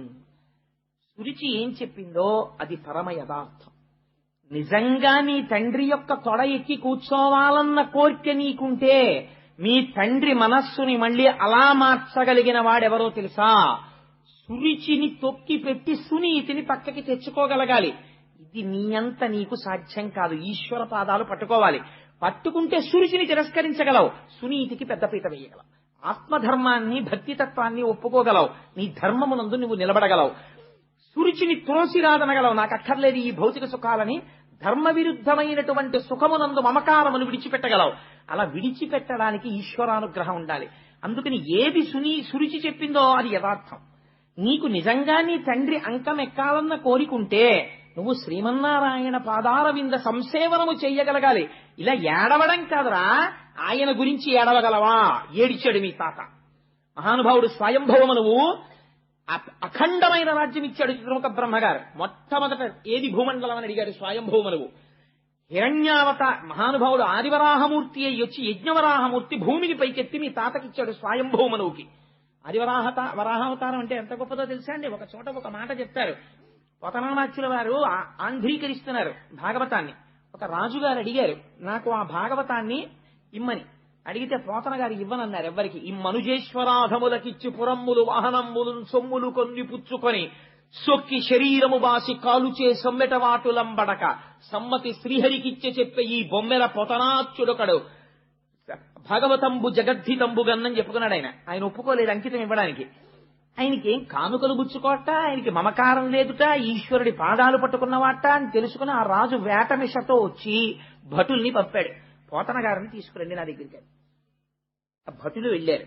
వెళ్ళేసరికి పోతన గారు ఆయనకి ఏముందంటే ఒక చిన్న పూరిపాక అంతే. ఆ పూరిపాకలో కూర్చొని భాగవతాన్ని ఆంధ్రీకరిస్తున్నారు. ఈ భటులు లోపలికి ఎడదామని చూశారు. వెళ్లేటప్పటికి ఒక అడవి పంది పడుకునుంది పర్ణశాల ముందు, ఆ కుటీరం ముందు. అది వీళ్ళని చూసి పైకి లేచి గుర్ర నరిచింది. ఇటువంటి అడవి పందిని మనం ఎన్నడూ చూడలేదని భటులు పారిపోయి రాజుకు చెప్తే రాజు చీవాట్లు పెట్టాడు. అడవి పందిని చూసి పారిపోతారు, అది పులే సింహమా, మొత్తం సైన్యం వెళ్ళండి అన్నాడు. ఇంతమంది సైన్యం దాని కోరలు చూసి, దాని నోరు చూసి, దాని పళ్ళు చూసి భయపడి వచ్చేశారు. రాజా, మేము అటువంటి వరాహాన్ని చూడలేదన్నారు. తీరా రాజుగారు వచ్చి చూసి ఆశ్చర్యపోయి పోతన గారి పాదములు పట్టుకుని ప్రణిపాతం చేసి, నాకు బుద్ధొచ్చింది, ఈ కాపు కాస్తున్నది కేవలము వరాహము కాదు, ఈశ్వరాంశ అని తెలుసుకుని పోతన గారి కాళ్ల మీద పడిన తరువాత పోతన గారిని ఇంతసేపు మీ పాక బయట కాపాడినటువంటి వరాహం ఎవరంటే బయటికి వచ్చి చూశారు. అక్కడ ఏమీ లేదు. ఆయనప్పటికీ ఆంధ్రీకరిస్తున్న ఘట్టం ఏమిటో తెలుసా అండి? యజ్ఞవరాహమూర్తి భూమినెత్తుతున్న ఘట్టం. ఆ యజ్ఞవరాహమే పోతన గారి పర్ణశాల ముందు పడుకుంది. ఈశ్వరుణ్ణి నమ్ముకున్న వాడికి నమ్ముకున్నంత ఆయన చూస్తాడు, లోకమేం చూడగలదు వాణ్ణి. అందుచేత మహానుభావుడు మీ తాత స్వయంభూమనువు ఆ నారాయణుడి గురించి ఏడ్చాడు. ఏడ్చి ఇంత భూమండలాన్ని మీ తాతకిచ్చాడు శ్రీమన్నారాయణుడు ఏలమని. ఇంత భూమండలానికి నేను అధిపతినని స్వయంభౌమును పొంగిపోలేదు. శరీరమునకు వృద్ధాప్యం వచ్చిన తరువాత కొడుక్కి పట్టాభిషేకం చేసి అరణ్యములకు వెళ్ళిపోయాడు. ప్రయత్నపూర్వకముగా విషయ సుఖాల్ని వదిలిపెట్టేశాడు. వదిలిపెట్టి శ్రీమన్నారాయణుడిని గురించి తపస్సు చేసి తరించిపోయి ఆయన యందు లీనమైపోయాడు. ఆయన గురించి ఏడ్చిన వారిని ఆయన అలా తనలో కలుపుకున్నాడు. అడిగిన సుఖములు ఇచ్చాడు. మీ తాతలా నువ్వు ఏడవగలవా? మీ పిన్ని చెప్పింది తప్పు కాదరా, మీ పిన్ని పరమసత్యం చెప్పింది, నీకు అలా ఏడవడం వచ్చా? ఏడవడం వస్తే ఇంట్లో ఏడవడం కాదు, పో ఇక్కడి నుంచి. పోయి అరణ్యంలో కూర్చుని నిశ్శబ్దంగా ఉన్న చోట కూర్చుని శ్రీమన్నారాయణుడి గురించి ఏడు. ఆయన అనుగ్రహం కలిగిందా, మీ తండ్రి అంకసీమ నువ్వు చేరగలుగుతావు. ఒక 5 సంవత్సరముల పిల్లవాణ్ణి ఎటువంటి స్థితికి తల్లి మాట తీసుకెళ్లిపోతుందో చూడండి. ఏ పిల్లడినైనా తల్లి మాట తీసుకుని వెళ్ళగలదు. అమ్మ ఇలా పెరుగన్నపు ముద్ద నోట్లో పెడుతూ చెప్పిన మాటలే ఆ పిల్లవాడి శీలాన్ని తీర్చిదిద్దుతాయి. అబ్దుల్ కలాం గారు ప్రిఫేస్ రాసుకుని ఒక మాట అంటాడు, అమ్మా, I wait for that day of the final judgement to reach your lotus feet once again. అమ్మా, వచ్చి నీ పాద కమలములయందు చేరిపోయేటటువంటి మహామృత్యువు గురించి నిరీక్షిస్తున్నానన్నాడు మహానుభావుడు. అమ్మా, నాడు ఆకలితో నేను పరిగెత్తుకొస్తే నేను నేల మీద కూర్చుని అమ్మా ఆకలేస్తోందంటే నువ్వు కంచంలోంచి అన్నపు ముద్ద కలిపి నా నోటిలో పెట్టి నాకు నువ్వు అందించిన సంస్కార బలం రోజుకి దేశం గురించి 18 గంటలు అలమటించి 6 గంటలు నిద్రపోవడంలో పెళ్లి చేసుకోవాలన్న స్పృహ మరిచిపోయేటట్టు చేసింది. అటువంటి మహర్షి అబ్దుల్ కలాం అంటే, అటువంటి రాష్ట్రపతి పాలిస్తున్న దేశంలో నేను ఉన్నందుకు గర్వపడుతుంటాను నేను. అటువంటి మహాపురుషుడు ఋషి కాదండి కలాం గారు. అటువంటి వాడు వింగ్స్ ఆఫ్ ఫైర్ కి ప్రిఫేస్ రాస్తూ ఒక మాట అన్నాడు, అమ్మా, నువ్వు పెట్టిన అన్నం నన్ను ఈ స్థితికి తెచ్చింది. మళ్ళీ నేను ఎన్నడూ నీ పాదములకు చేరిపోతానో, ఎప్పుడొచ్చి నీ పాదములకు నమస్కరిస్తానో అని ఫైనల్ జడ్జిమెంట్ డే కోసం వెయిట్ చేస్తున్నానమ్మా అన్నాడు. పోతన గారు వాడారు ఆ మాట. మహామృత్యు కాలంబునన్ అజామిలోపాఖ్యానం విందురు గాని ఎలా ఉంటుందో అసలు ఆ నామం అంటే ఏమిటో విందురు గాని. సరే, అది వేరే విషయం. ఎలాగో వచ్చేస్తున్నాయి కదా, పప్పు కూర పచ్చడి అన్ని తర్వాత గరిట్లో అన్ని పట్టుకుని సిద్ధంగా ఉన్నారు. దాని తర్వాత ఒకటి ఎలాగో వడ్డించేస్తారు. సరే, అందుచేత ఈ మాట చెప్పింది తల్లి. ఈ మాట చెప్తే తల్లి చెప్పిన మాట పిల్లవాడి తల్లోకి ఎక్కిందంతే. ఈ మాట చెప్పగానే, సరే నేను బయలుదేరతానమ్మా, శ్రీమన్నారాయణుడి గురించి నేను తపస్సు చేస్తాను, చేసి ఆ స్వామి అనుగ్రహాన్ని పొందుతాను. పిల్లవాడి పిక్కని దేని కింద మారుస్తోందో చూడండి. ఈ కౌశలం తల్లికి ఉండాలి. తల్లి వాళ్ళ మీద నేరాలు వీళ్ల మీద నేరాలు పిల్లలకి నేర్పితే సంస్కార బలం రమ్మంటే ఎక్కడి నుంచి వస్తుందండి? తల్లి ముందు గొప్ప గొప్ప సంఘటనలు నేర్చుకుని ఒక పెరుగన్నం పెడుతూ, ఒక మహాత్మా గాంధీ గారి జీవితంలో ఎప్పుడు మారారో ఆయన ఆటోబయోగ్రఫీలోంచి, తండ్రి ఆఖరణ నోటి వెంట మాట్లాడలేక మృత్యువులోకి వెళ్లిపోతున్నప్పుడు కన్నుల వెంట కారిన నీటి బిందువులు గాంధీ గారిని మార్చాయి. ఎంతమంది తల్లిదండ్రులు ఇవ్వాలటువంటి సంఘటనలు పిల్లల్ని కూర్చోపెట్టుకుని చెప్తున్నారు. వాకాటి పాండురంగారావు గారు మహానుభావుడు దిక్సూచి అని వ్యాసాలు రాశాడు. ఆయన నేను ఇప్పటికి మర్చిపోను. అందులో ఆయన ఒక మాట అంటారు, there are only 2 burdens to this nation. The first burden is he who says thanks to his mother and wife. ఈ జాతికి 2 బరువులు. ఒకటో బరువు ఎవరంటే తన తల్లికి భార్యకి థ్యాంక్స్ చెప్పేవాడు. నీ తల్లికి నువ్వు ఎన్ని థ్యాంక్స్ చెప్తే నువ్వు నీ రుణం తీర్చుకుంటావు, నీ భార్యకి నువ్వు ఎన్ని మాటలు థ్యాంక్స్ చెప్తే రుణం తీర్చుకుంటావు. నీ తేజస్సుని స్వీకరించిందా, నీ రూపంలో నీ వంశాన్ని పెంచిందా, నువ్వు ధర్మానుష్ఠానమనందుంటే నీకు అన్నం వండి పెట్టిందా, నీ కోసం ఇంటి పేరు వదిలిందా, నీ కోసం గోత్రం వదిలిందా, ఇది చెప్పేవాడు లేడా, రామాయణం అక్కర్లేదా, భాగవతం అక్కర్లేదా, దిక్కుమాలిన సీరియల్స్ అన్ని కావలసి వచ్చాయా, పరికిమాలిన వాళ్ళు రాసినవన్నీ పెద్ద పెద్ద విశేషాలు అయ్యాయా, అవి అవార్డులు రివార్డులా, పిల్లలకు ఆ సంస్కారం మనం ఇంజెక్షన్ చేస్తున్నామా, వాళ్ళు విషపు పురుగులు కాకపోతే సాధు గోవులు కమ్మంటే ఎలా అవుతారు? వాళ్ళకి మనం ఎక్కడిస్తున్నాం సంస్కార బలం? సంస్కార బలం అందిస్తే వాళ్ళు సంస్కారవంతులు అవుతారు. అందించకుండా సంస్కార బలం పొందమంటే వాళ్ళు ఎక్కడి నుంచి పొందుతారు? పిల్లడికి ఆనందం పొందాలి. మా తాతగారి దగ్గరికి పరిగెత్తి మా తాతగారు మంచం మీద పడుకుని రాత్రి అలా ఏవో పద్యాలు చదువుకుంటుంటే మా తాతగారి పక్కన పడుకుంటే, తాతగారండి కథ చెప్పండి తాతగారండి అంటే, మా తాతగారు రాత్రి నాకు నిద్ర పట్టే వరకు వర్ణించి చెప్తుంటే ఒక్కొక్క కథ. ఈ జాతికి సంస్కారవంతులైన మహాపురుషులందరూ పునర్జన్మలు ఎక్కడ పొందారో తెలుసా అండి? తాతల పక్కన పడుకుని మంచాల మీద, నాయనమ్మల ఒళ్ళో అమ్మ పెట్టిన పెరుగన్నపు ముద్దలతో కలిపి పెట్టినటువంటి చిన్ని చిన్ని కథలలో శివాజీ వరకు. అదే నిజమైన పాఠశాలలు మన సంస్కృతికి, అవే నిజమైనటువంటి ఆలయాలు. అవి ఇవాళ సరే, ఇంకా దాని గురించి నేను మాట్లాడను. అందుచేత ఆవిడంది వెళ్ళి శ్రీమన్నారాయణుడి గురించి తప్పించరా, నీకు ఆ సమర్థత ఉందా అంది. పిల్లవాడు కదా ఒక్క ఉదుటునలు ఇచ్చాడు. అమ్మా నేను ఎందుకు చేయలేను, నేను చేస్తాను అని గబగబా వెళ్ళిపోతున్నాడు అంతే ఇంట్లోంచి. ఎవరండి? 5 ఏళ్ల పిల్లవాడు. వెళ్ళిపోతుంటే తల్లి వెంటనే మళ్ళీ పరిగెత్తుకెళ్ళి వెనక్కి తీసుకొచ్చేయలేదు, బయలుదేరందంతే. ఇప్పుడు ఎవరొచ్చారో తెలుసా అండి? లోక కళ్యాణము చేసేటటువంటి నారదుడు పరిగెత్తుకొచ్చాడు. ఇలా చెప్పిన అమ్మ ఎక్కడుంది, ఇలా పరిగెత్తిన పిల్లాడెక్కడున్నాడు రా, చాలా ఆశ్చర్యం జరిగిపోతోంది ప్రపంచంలో, ఇదేమిటో నేను చూడాలి. ఇప్పుడు పిల్లలకి ఒక విచిత్రమైనటువంటి లక్షణం ఉంటుంది. ఇంట్లో అమ్మా నాన్న ఎంతైనా చెప్తారు, స్కూల్కి పంపించేటప్పటికి మిగిలిన వాతావరణం వాళ్ళని డామినేట్ చేస్తుంది. గురువు దాన్ని పసికట్టి దిద్దగలగాలి. అందుకని నారదుడు పరిగెత్తుకొచ్చాడు. ఇప్పుడు చూడండి ఆయన ఎలా మాట్లాడతాడో, ఎంత అందంగా మాట్లాడతాడో. ఆ పొంగుతున్న పాల మీద నీళ్లు చల్లే ప్రయత్నం చేస్తాడు. ఏమిటో ఇవన్నీ అని. అప్పుడు పిల్లాడు అబ్బే లేదండి అలా కుదరదు, నిజమేనా అండి, అయ్యి బాబాయ్ మీరు మహానుభావుడు, అలా అయితే సరేనండి నేను ఇంట్లో పోతానులేండి, మా అమ్మ తెలియక పాపని చెప్పింది అన్నాడు అనుకోండి, అయిపోయింది అంతే. మళ్ళీ గురువు దీన్ని తీర్చిదిద్దాలి. నీటిలో 1000 సంవత్సరములు నానిపోయినటువంటి శిల దొరకడం ఒకెత్తు, దాన్ని శిల్పి చెక్కడం ఒకెత్తు. ఇది గురువుల యొక్క అనుగ్రహం అంటే. అందుకొచ్చాడు నారదుడు. ఇప్పుడు ఎలా చెక్కుతున్నాడో చూడండి. ఆయన అన్నాడు, ఒరే నాన్న ఎక్కడికిరా ఇలా పరిగెడుతున్నావు అన్నాడు. ఆ ధ్రువుడు 5 ఏళ్ల వాడు, ఇలా బొగ్గలు అగిరిపోతున్నాయి, కళ్ళు ఎర్ర పడిపోయి ఉన్నాయి, కోపం అప్పటిదాకా ఏడుచున్నాడు. అన్నం తినేళ్ళరా అని కూడా అనలేదు అమ్మ, గుక్కెడు నీళ్లు తాగరా అనలేదు, వెళ్ళిపోతున్నాడు. ఆ కోపంతో ఒక్కసారి నిలబడ్డాడు. డొక్కలు అగిరిపోతున్నాయి ఆవేశంతో. నేను అడవికి వెళ్ళిపోతున్నాను, నేను నారాయణుడి గురించి తపస్సు చేస్తానన్నాడు. నారదుడు నవ్వి అన్నాడు, దేనికి రానికి నారాయణుడి గురించి తపస్సు అన్నాడు అని తన పరమపావనమైనటువంటి చేతిని ఆ ధ్రువుని యొక్క శిరస్సునందుంచాడు. ఇదే మార్పు. గురువు తనంత తాను సంకల్పించి ఎప్పుడు శిష్యుడి పట్ల అపారమైన వాత్సల్యంతో ఆయన మూర్ధన్య స్థానమునందు చెయ్యి పెడతాడో అప్పుడు గురువులో ఉండేటటువంటి అనుగ్రహము శిష్యుడిలోకి ప్రసరణ జరుగుతుంది. ఈ బుద్ధి నీకు నిలబడుగాక. ఇలా పరిగెత్తిన పిల్లలు లేరు. ఆటల కోసం పరిగెత్తారు, పాటల కోసం పరిగెత్తారు, నారాయణుడి కోసం పరిగెడుతున్నావు. నువ్వు ఒక కొత్త చరిత్రని ఆవిష్కరించాలిరా అని తలపేద చెయ్యి పెట్టాడు.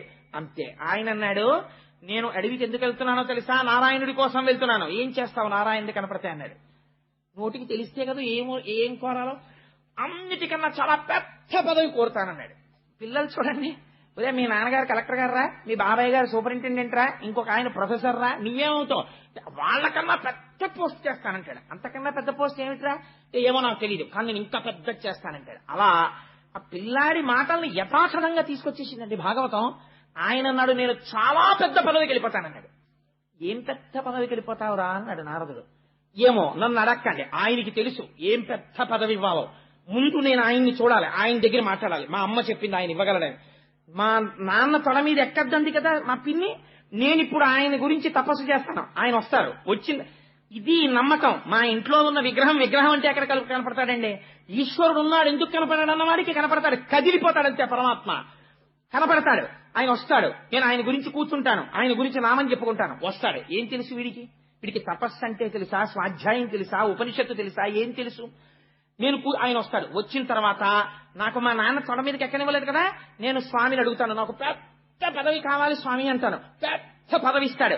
అప్పుడు తిరిగి వస్తాను. అప్పుడు మా పిన్ని మా నాన్న వాళ్ళందరూ చూసి ఒరే ఎంత పెద్ద పదవి పొందావురా అంటారు. మా అమ్మ చూసి నాన్న నా మాట విన్నావు, ఎంత పెద్ద పదవి పొందావు అంటుంది, అందుకు వెళ్తున్నానన్నాడు.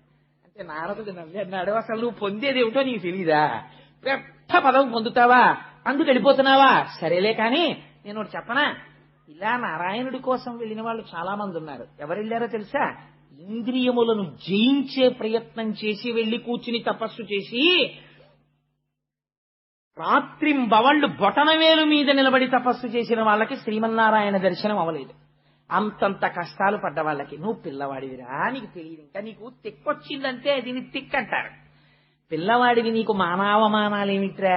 నీకు నేను ఒక పెద్ద సూత్రం చెప్తాను నాన్న, ఆ సూత్రం మనసులో పెట్టుకుంటే నీకు మనస్సునందు కలిగినటువంటి ఖేదము పోయి నీకు మనస్సు శాంతిగా ఉంటుంది. ఏమిటో చెప్పనా? సుఖము దుఃఖము ఈ రెండూ కూడా మనస్సుకి సంబంధించినవి. మనస్సు ఇష్టపడితే సుఖంలా కనపడుతుంది. ఆయనకి బాగా స్నేహితుడు, ఆయన ఏదైనా పరిహాసం ఆడుతూ మీరెప్పుడు ఇంతేనండి అని ఏమన్నా అన్నాడు అనుకోండి, అంటే చాలా సంతోషంగా ఉంటుంది. ఎందుకంటే మంచి స్నేహితుడు అంటున్నాడు, ఒప్పుకుంటాడు. అదే ఇష్టం లేనివాడు అన్నాడు అనుకోండి, చాలా కోపం వచ్చేస్తుంది. ఎందుకంటే ప్రధానం ఆయన అంటే ఇష్టం లేదు. సుఖ దుఃఖములకు కారణము మనస్సు. కాబట్టి ఇవి రెండు ద్వంద్వములు. ఆ రెండింటినీ సమానంగా తీసుకున్నావనుకో, భగవంతుడి పాదాలు పట్టుకుని నువ్వు వివేక బుద్ధి కలిగిన వాడవు అని పెద్దలు అంటారు. చాలు, అంతకన్నా నీకేం పెద్ద విషయాలు అక్కర్లేదు. ఇప్పుడు నీకు నేను ఒక 3 సూత్రాలు చెప్తాను, బాగా గుర్తుపెట్టుకో. నీకన్నా చాలా గౌరవింపదగిలినటువంటి పెద్దలు కనపడ్డారనుకో, నువ్వు వాళ్ళని గౌరవించి నమస్కరించు, ఆదరించు, సంతోషించు. వారు పెద్దలు కనపడితే, నీకన్నా ఈశ్వర విభూతి ఎక్కువ ఉన్నవాళ్లు కనపడితే వాళ్ళని చూసి అసూయ పడకెప్పుడు. ఈశ్వర, వాళ్ళు ఎంత తపస్సు చేశారో, నాకన్నా ఎక్కువ విభూతిని వారు పొంది ఉన్నారు అని సంతోషంతో ఆయన విభూతి ఎక్కువ ఉన్నవారిగా చూసి సంతసించి నమస్కరించు. నీతో సమానమైన విభూతి ఉన్నవారైతే మేమిద్దరం సమానంగా పొందామని మిత్రత్వం చెయ్యి. నీకన్నా తక్కువ విభూతి ఉన్నవాళ్లు కనిపిస్తే, ఈశ్వర వీళ్ళు కూడా పైకి రావాలని కోరుకుని కారుణ్యంతో ప్రవర్తించు. ఈ 3 గుర్తుపెట్టుకున్నావు అనుకో, చక్కగా వృద్ధిలోకి వస్తావు. ఏనన్నా ఇంట్లోకి పోవాలి. నిజంగా నారదుడు ఎంత అందంగా మాట్లాడాడో చూడండి. నిరుత్సాహపరిచాడా? నిరుత్సాహపరచలేదు. పోని నిజంగా ఇంట్లోకి వెళ్ళిపోయాడు అనుకోండి, ధ్రువుడు పాడైపోతాడా? పాడైపోడు. గురువు ఎలా మాట్లాడాలో అలా మాట్లాడాడు. మళ్ళీ ఇంకొంచెం సోపానములు ఎక్కించేటట్టే మాట్లాడాడు. కానీ ఇప్పుడు ఆ పిల్లాడు నిలబడిపోయాడు అనుకోండి, ఇప్పుడు నారదుడు ఆశీర్వదించాలి. ఆయన స్పర్శ ఎక్కడికి పోతుంది? ఆ పిల్లాడు అన్నాడు, మీరు చెప్పిన మాటలు వినడానికి ఏమిటో చాలా సొంపుగా ఉన్నాయి కానండి, నేను పుట్టుక చేత క్షత్రియుణ్ణి కదా, రాజుల ఇంట్లో పుట్టాను కదా, నాకు కొంచెం పౌరుషం ఎక్కువండోయ్. మా పిన్ని నన్నంత మాట అంది, ఇక్కడ అయింది గాయం. నాకు ఇప్పుడు ఈ గాయం పోవాలంటే ఒకే ఒక రసాయనంతో పోతుంది. దీనికి బయట మందు లేదు. ఇంకా శ్రీమన్నారాయణ సందర్శనం అనేటటువంటి రసాయనమే మా పిన్ని మాటలనేటటువంటి ఈ లోపల కలిగినటువంటి వ్రణమును మాన్పగలదు. అందుకని కనపడతాడా కనపడడా, నేను పొందగలనా పొందలేనా వదిలిబారైంది, నాకు బెంగలేదు. నేను వెళ్లి శ్రీమన్నారాయణుడి దర్శనం అవ్వడానికి తపస్సు చేస్తానంతే, నేను వెళ్ళిపోతున్నానన్నాడు. వీడికి ఎక్కడికి వెళ్లాలో తెలియదు, తపస్సు అంటే ఏం చెయ్యాలో తెలియదు, ఎలా కూర్చోవాలో తెలియదు, ఏమీ తెలియదు, వెళ్ళిపోతున్నాడు. ఈ పట్టుదలని గుర్తించాడు. ఇది గురువు అంటే. పట్టుదలని గుర్తించి ఆ పట్టుదలని మార్గం వైపుకి నడుపుతాడు. పట్టుదల ప్రతివాడికి ఉంటుంది, దానికి మార్గమును ఏర్పాటు చెయ్యాలి. ఏర్పాటు చేసి అటు వైపుకి తిప్పాలి. అలా తిప్పినవాడు గురువు అండి. అలా గుర్తుపట్టలేకపోతే ఇంకా ఆయన గురువు ఏమిటి? ఆయన గురువు కాడు. తన శిష్యులలో ఎవడు ఏ స్థాయిలో ఎటువైపుకు వెళ్లాలని ఆర్తి పొందుతున్నాడో గుర్తుపట్టి అటువైపుకి మార్గాన్ని సుగమం చెయ్యాలి గురువు. అలా మాట్లాడాలి. ఎంత గొప్పగా ఇప్పుడు చెప్పాడు నారదుడు. ఆయన అన్నాడు, వర యమునా నది తటమున హరి సాన్నిధ్యంబు శుచియు అతి పుణ్యమునై పరగిన మధువనమునకును సరస గుణాచనము మేలు సమకురు ఎచటన్. నాయనా, సరసగుణ నువ్వు చనుము, వెళ్ళు. ఎక్కడికెడతావో తెలుసా? యమునా నది తటమున యమునా నది యొక్క ఒడ్డున హరి సాన్నిధ్యంబు శుచియు నిరంతరము శ్రీమన్నారాయణుని యొక్క పాద స్పర్శ కలిగినటువంటి ఒక గొప్ప వనమున్నది. ఆ వనమునకు మధువనమని పేరు. అది అతి పుణ్యమైనటువంటి వనము. నువ్వు ఆ వనమునకు వెళ్ళి అక్కడ స్వస్తికాసనమో పద్మాసనమో నీకు ఏ ఆసనం వచ్చో ఆ ఆసనము వేసుకుని కూర్చో. శుచి అయి స్నానం చేసి యమునా నదిలో స్నానం చేసి ఆచమనం చేసి కూర్చున్న తర్వాత నీ మనస్సుని ముందు నిగ్రహించు. కోపంలో ఉంది కదా, పిన్ని వైపే ఉంటుంది నీ మనస్సు. అలా ఉంటే శ్రీమన్నారాయణ దర్శనం ఎలా అవుతుంది? ఇప్పుడు నీ పిన్ని మీద ఉండకూడదు మనస్సు. నీ కోరిక సాధించాలంటే నీ బుద్ధి యందు ఉన్నటువంటి వ్యగ్రత ఈశ్వరుడి వైపుకి వెళ్ళిపోవాలి. నాకెందుకు కనపడడో బాగా పట్టుపట్టే అంటే మనసులో చెట్టు పట్ట, చెట్టు పువ్వు లేదా 4 ఆకులు, ప్రధానముగా తులసి, ఏది కనపడితే అది తెచ్చుకో. స్వామివారి యొక్క మూర్తిని ముందు నీటిలో కానీ పవిత్ర ప్రదేశంలో కానీ పెట్టి వీటితో పూజ చెయ్యడం ప్రారంభం చెయ్యి. ఏది దొరికితే అది నివేదన చెయ్యి. అతి మితంగా ఆహారాన్ని తీసుకో. ఎవ్వరితో మాట్లాడకో. ఈశ్వరుడి యందే మనస్సు పెట్టు. రాత్రనక పగలనక నువ్వు మరిచిపోవాలి. కన్నులు మూసుకుని ధ్యానం చేస్తుంటే నీ ఇంద్రియాలు వెనక్కి తిరిగిపోవాలి. నీకేది చూడకూడదు. ఇప్పుడు నువ్వు మాట్లాడుతున్నప్పుడు నీ పిన్ని మాట మీదే నీకు ఎలా బుద్ధి నిలబడిపోయిందో అలా నీ బుద్ధి శ్రీమన్నారాయణుడి మీదే నిలబడిపోవాలి. అలా నిలబడిపోవాలంటే నీకు ఆయన ఎలా ఉంటాడో తెలియాలి కదా. నీకు అసలు ఆయన ఎలా ఉంటారో తెలియకుండా నువ్వు ఎవరిని మనసులో చూస్తావు? ఆయన ఎలా ఉంటాడో నేను చెప్తాను. ఎందుకంటే నేను చూసి వస్తుంటాను తరచూ వెళ్ళి. అందుకని ఎలా ఉంటాడో చెప్తాను. నువ్వు విని బాగా మనసులో గుర్తుపెట్టుకుని వెళ్ళు. ఇప్పుడు మార్గం చెప్పేవాడు వాడు దొరికాడు పిల్లాడికి. వాడు చిన్న పిల్లవాడు, మంచి సుక్షేత్రమునందు పడుతోంది విత్తనం. అందుకని వాడు చెప్పండి అని ఇలా కళ్ళు తుడిచేసుకుని చెప్పండి, నేను అలాంటి స్వామిని ఇంకా ఆరాధన చేస్తాను, చెప్పండి ఎలా ఉంటాడన్నాడు.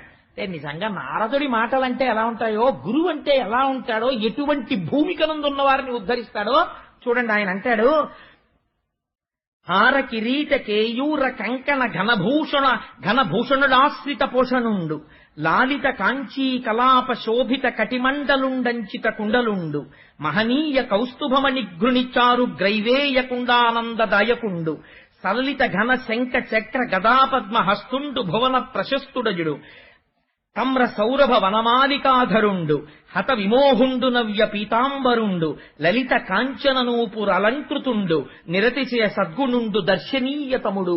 ఎలా ఉంటాడో తెలుసా శ్రీ మహావిష్ణువు? ఆయన అలా నిలబడితే బాగా ముసలివాళ్లాగా చూడకూడదు, బాగా చిన్నవాళ్లాగా చూడకూడదు. మంచి యవ్వనంలో ఉన్నటువంటి వాడు నిలబడినట్టు చూడాలి. చిన్న చిరునవ్వు నవ్వుతున్నట్లు ఉండాలి. కొద్దిగా కనపడనటువంటి దంతపంక్తి కనపడుతుండాలి. మెడలో వనమాల వేసుకుని ఉండాలి. రొద చేస్తున్నటువంటి గండు తుమ్మెదలు ఆ వనమాల అంతా మూగి ఉండాలి. మంచి కిరీటం పెట్టుకుని ఉంటాడు.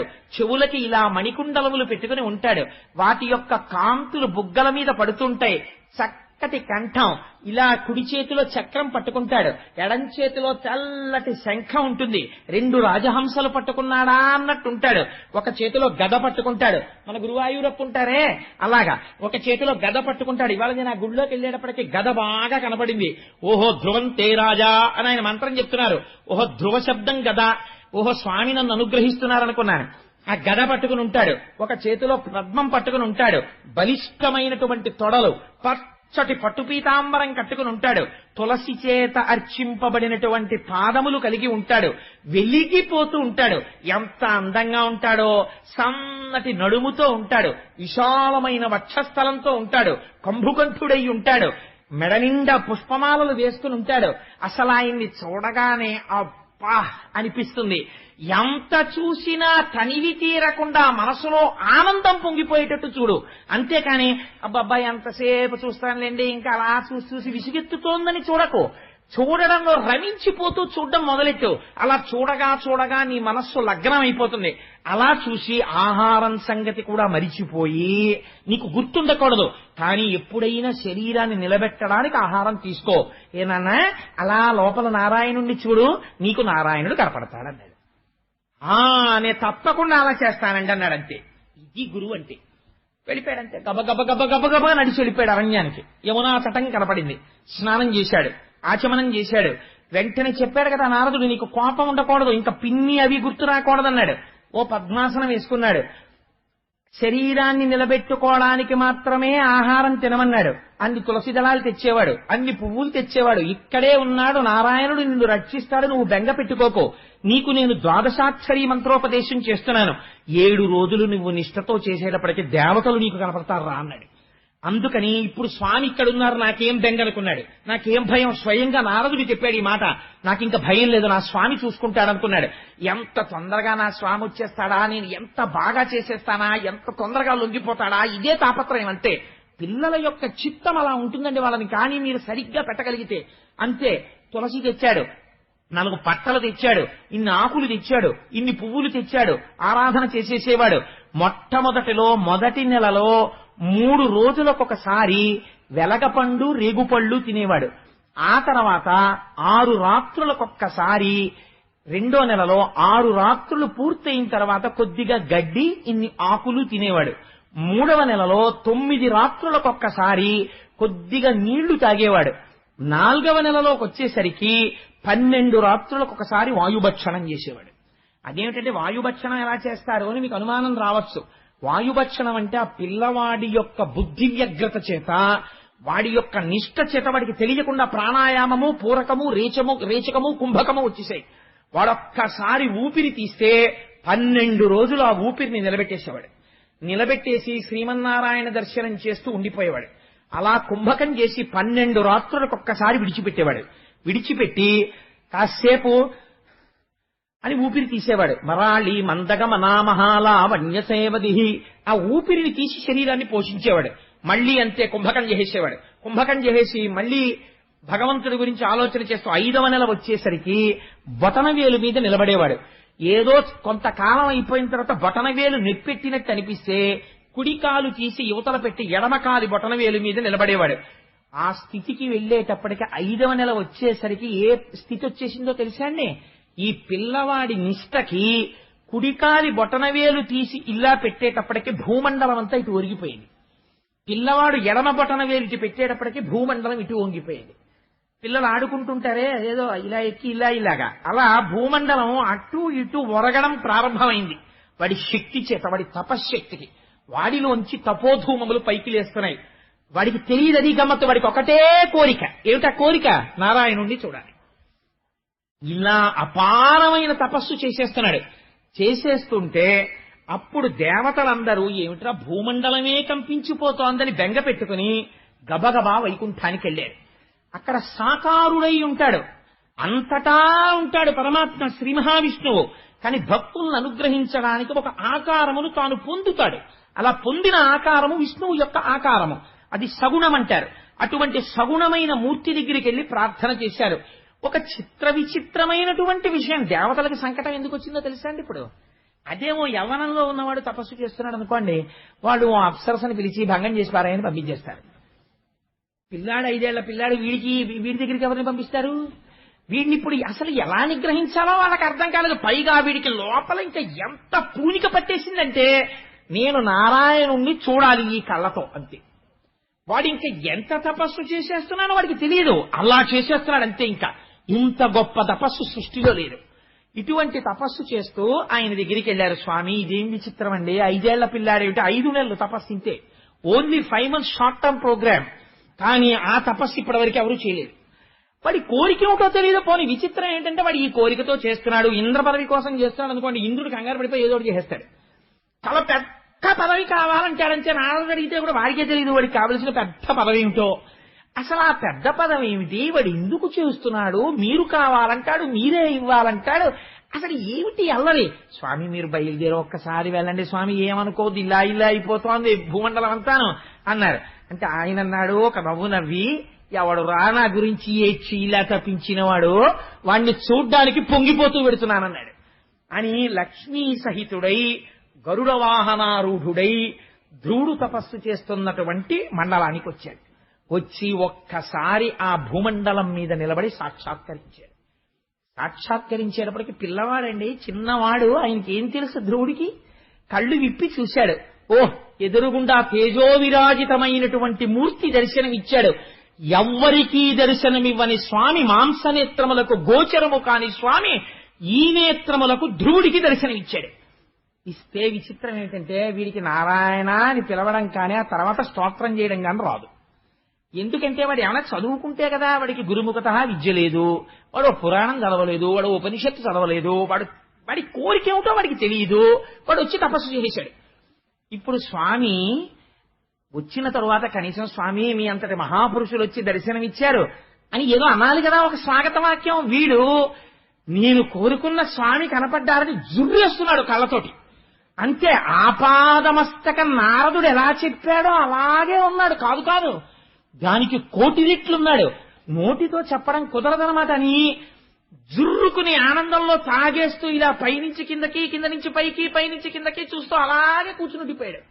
ఉండిపోతే స్వామి చరిత్రలో లేని సంఘటన చూసి వీడు ఇలాగే కూర్చుంటాడు, వీడికి కనీసం స్తోత్రం చెయ్యడం నేనే నేర్పుదాం, లేకపోతే రేపు పొద్దున్న దర్శనమిస్తే వాడు పద్యం కూడా చెప్పలేదంటారు. అందుకని నేనే నేర్పుదాం వీడికి సమస్త వేదములు ఉపనిషత్తులు సమస్త జ్ఞానము భాషించుగాక అని 4 అడుగులు ఆయన మంజీరములు మోగుతుండగా, ఆయన చేతి కంకణములు ధ్వని చేస్తుండగా, ఆభరణములు పట్టుకుని 4 అడుగులు ముందుకొస్తే ఆయనతో పాటు గరుత్మంతుడు నడుస్తుంటే లక్ష్మీ సహితుడై నడిచి వచ్చి తన ఎడమ చేతిలో ఉన్నటువంటి శంఖము సమస్త వేద ఉపనిషత్తు జ్ఞాన సారాంశము. ఆ శంఖములు తీసి ధ్రువుడి యొక్క శిరస్సు మీద ఉంచాడు తన చేత్తో. ఎటువంటి భాగ్యాన్ని పొందాడండి నిజంగా. అటువంటి భాగ్యం అందుకే ద్వాదశి నాడు దగ్ధం అయిపోతుంది రాని అజ్ఞానం. అది వింటే చాలు, ఎన్ని కోట్ల జన్మల తర్వాత వింటున్నావో ఇదన్నారు. ఆ శంఖం తలకి తగిలిందంతే పొంగిపోయి స్తోత్రం మొదలెట్టేశారు. స్వామి నువ్వెవరో నాకు తెలుసు, ఈ సమస్త బ్రహ్మాండములు సృష్టి యందు లేవు, ఇవన్నీ మాయ, కేవలము త్రిగుణాత్మకంగా ఏర్పడ్డాయి. ఆది యందు ఉన్నటువంటి వాడివి, అంతమునందున్న వాడివి, మధ్యలో ఉన్న స్థితికారుడవు, పురాణ పురుషుడవు నీవొక్కడివే. సముద్రము వంటి నీ నాభికమలములోంచి ఉద్భవించినటువంటి చతుర్ముఖ బ్రహ్మగారు నువ్విచ్చినటువంటి వేదములను ఆధారం చేసుకుని ఈ సృష్టినంతటినీ రచన చేశాడు. పామరుడైనటువంటి వాడు ఇంద్రియముల కదలన కలిగేటటువంటి సుఖము శాశ్వతమనుకున్నవాడు నిన్ను విస్మరించి ఇంద్రియ భోగములందు లంపటుడై పునర్జన్మలెత్తుతూ కొన్ని కోట్ల జన్మలెత్తుతూ సంసార పరిభ్రమణమును చేస్తూనే ఉన్నాడు. ఈశ్వర నీ అనుగ్రహము ఎంతటిదని నేను చెప్పగలను. కేవలము నిన్ను చూడాలని ఆర్తి చేత ఏమీ చేత కానటువంటి నేను నీ నామమును ఉచ్చరిస్తూ ఇక్కడ కూర్చుండిపోయినంత మాత్రం చేత దయాళువు అయి నాకు దర్శనమిచ్చావు. స్వామి నువ్వు కనపడ్డావు కాబట్టి నేను ఒకటి అడుగుతున్నాను, జన్మ జన్మాంతరములకు నాకు కావలసినది ఏమిటో తెలుసా అని ఆయన అంటాడు. హరిభజనీయ మార్గనీయతాత్మకుడై భవదీయమూర్తిపై వరలిన భక్తియుక్తులకు వారల సంగతి కలుగచేయు సత్పురుష సుసంగతిన్ వ్యసన దుర్భవ సాగరమప్రయత్తతన్ సరస భవత్ కథామృతరసంబున మత్తుడనై తరించదన్. స్వామి సర్వకాలములయందు నీ కథలే తలుచుకుంటూ, నిన్నే చూస్తూ, నీ గురించే మాట్లాడుతూ, ఎప్పుడు వెళ్లి పలకరించినా ఆ మాటలు మళ్లీ ఈశ్వరుడిలోకి వెళ్ళిపోయి ఎప్పుడూ భగవత్ కథలు చెప్పుకుంటూ మనస్సు పొంగిపోతూ ఎప్పుడూ ఈశ్వరుడు గురించే తలుచుకుంటూ, ఒక్కడు కూర్చున్నా సరే ఏదో తలుచుకుని వాళ్ళో వాడే సంతోషపడిపోయి అటు ఊగిపోయి ఇటు ఊగిపోయి వెర్రినవ్వు నవ్వేసుకుంటుంటే ఏంటంటే ఆయన అలాగా వెర్రేళ్ళగా అలా ఊగిపోతుంటాడు అంటుంటే లోపల ఈశ్వరుణ్ణి తలుచుకోవడం వల్ల కలిగినటువంటి ఆనందం లోపల పట్టక నిండిపోయినటువంటి నీటితో కూడినటువంటి బిందె ఇంక నీటిని పట్టలేక అంచులవించి కారిపోయినట్టు లోపల భగవంతుని యొక్క గుణములను స్మరించడము చేత కలిగినటువంటి ఆనందము లోన పట్టక కర్మేంద్రియ సంఘాతమైనటువంటి శరీరము అటూ ఇటూ కదిలిపోతూ ఆనందపడిపోయేటటువంటి మహాపురుషులైనటువంటి భక్తులతోటి నాకు సాంగత్యమి. వారితో కలిసి ఉండడం చేత ఆ మాటలు విని విని విని నా మనస్సు కూడా నీ యొక్క పాదార విందముల యందు శాశ్వత స్థానమును పొందుతుంది. స్వామి నాకు కావలసినది ఏమిటో తెలుసా?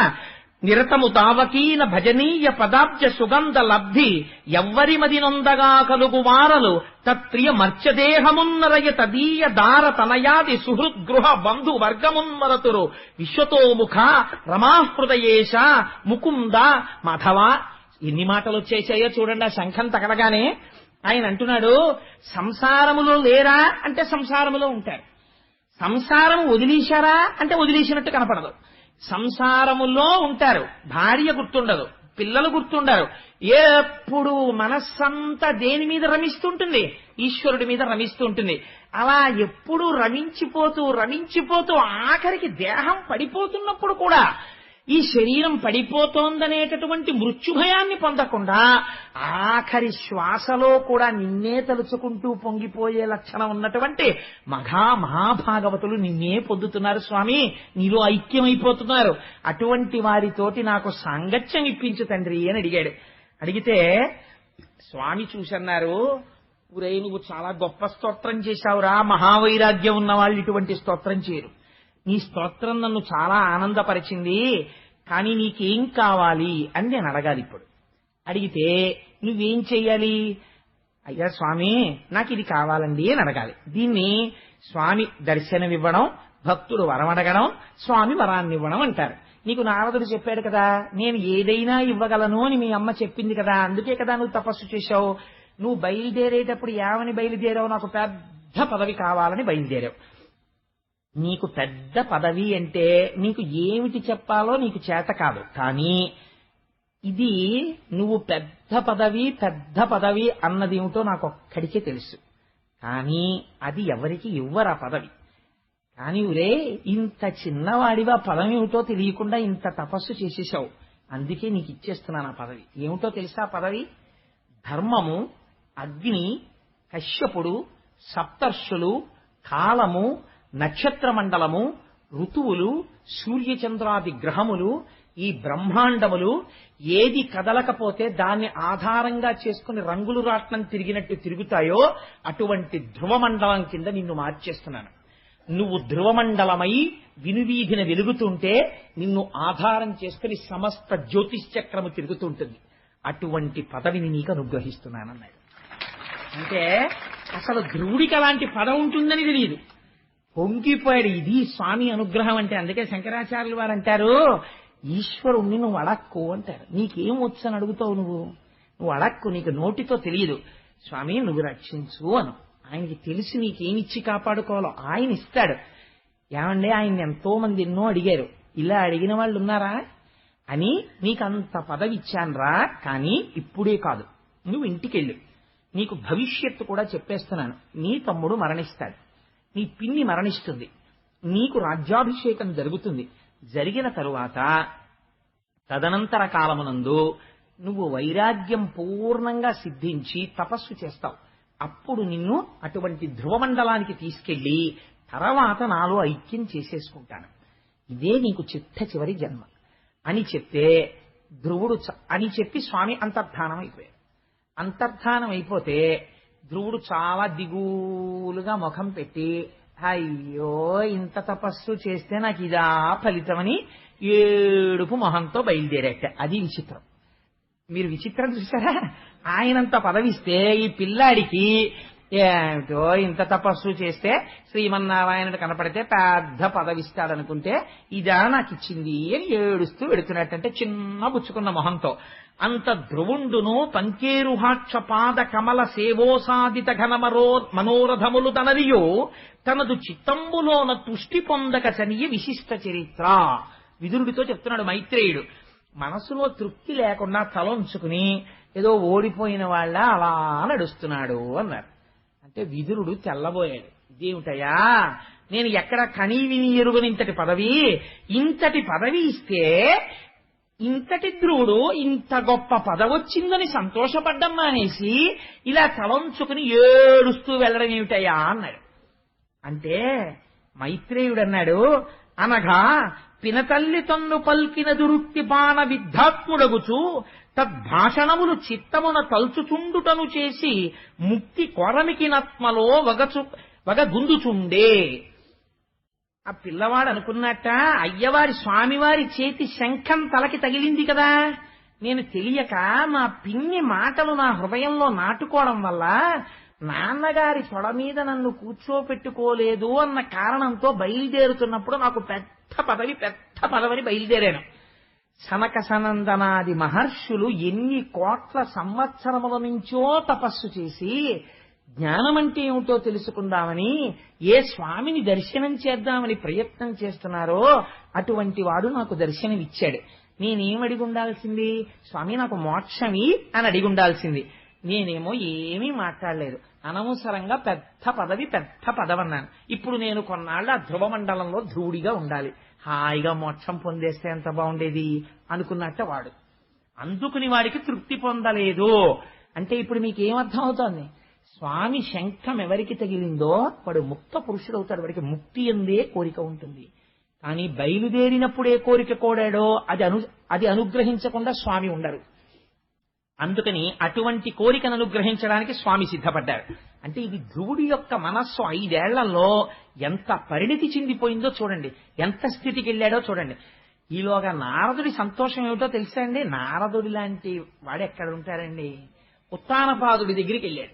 పెడితే ఉత్తానపాదుడు ఎదురొచ్చి స్వాగతం పలికి అర్ఘ్యం ఇచ్చి పాద్యం ఇచ్చి లోపలికి తీసుకెళ్లి కూర్చోపెట్టి పక్కన శురుచి లేదు.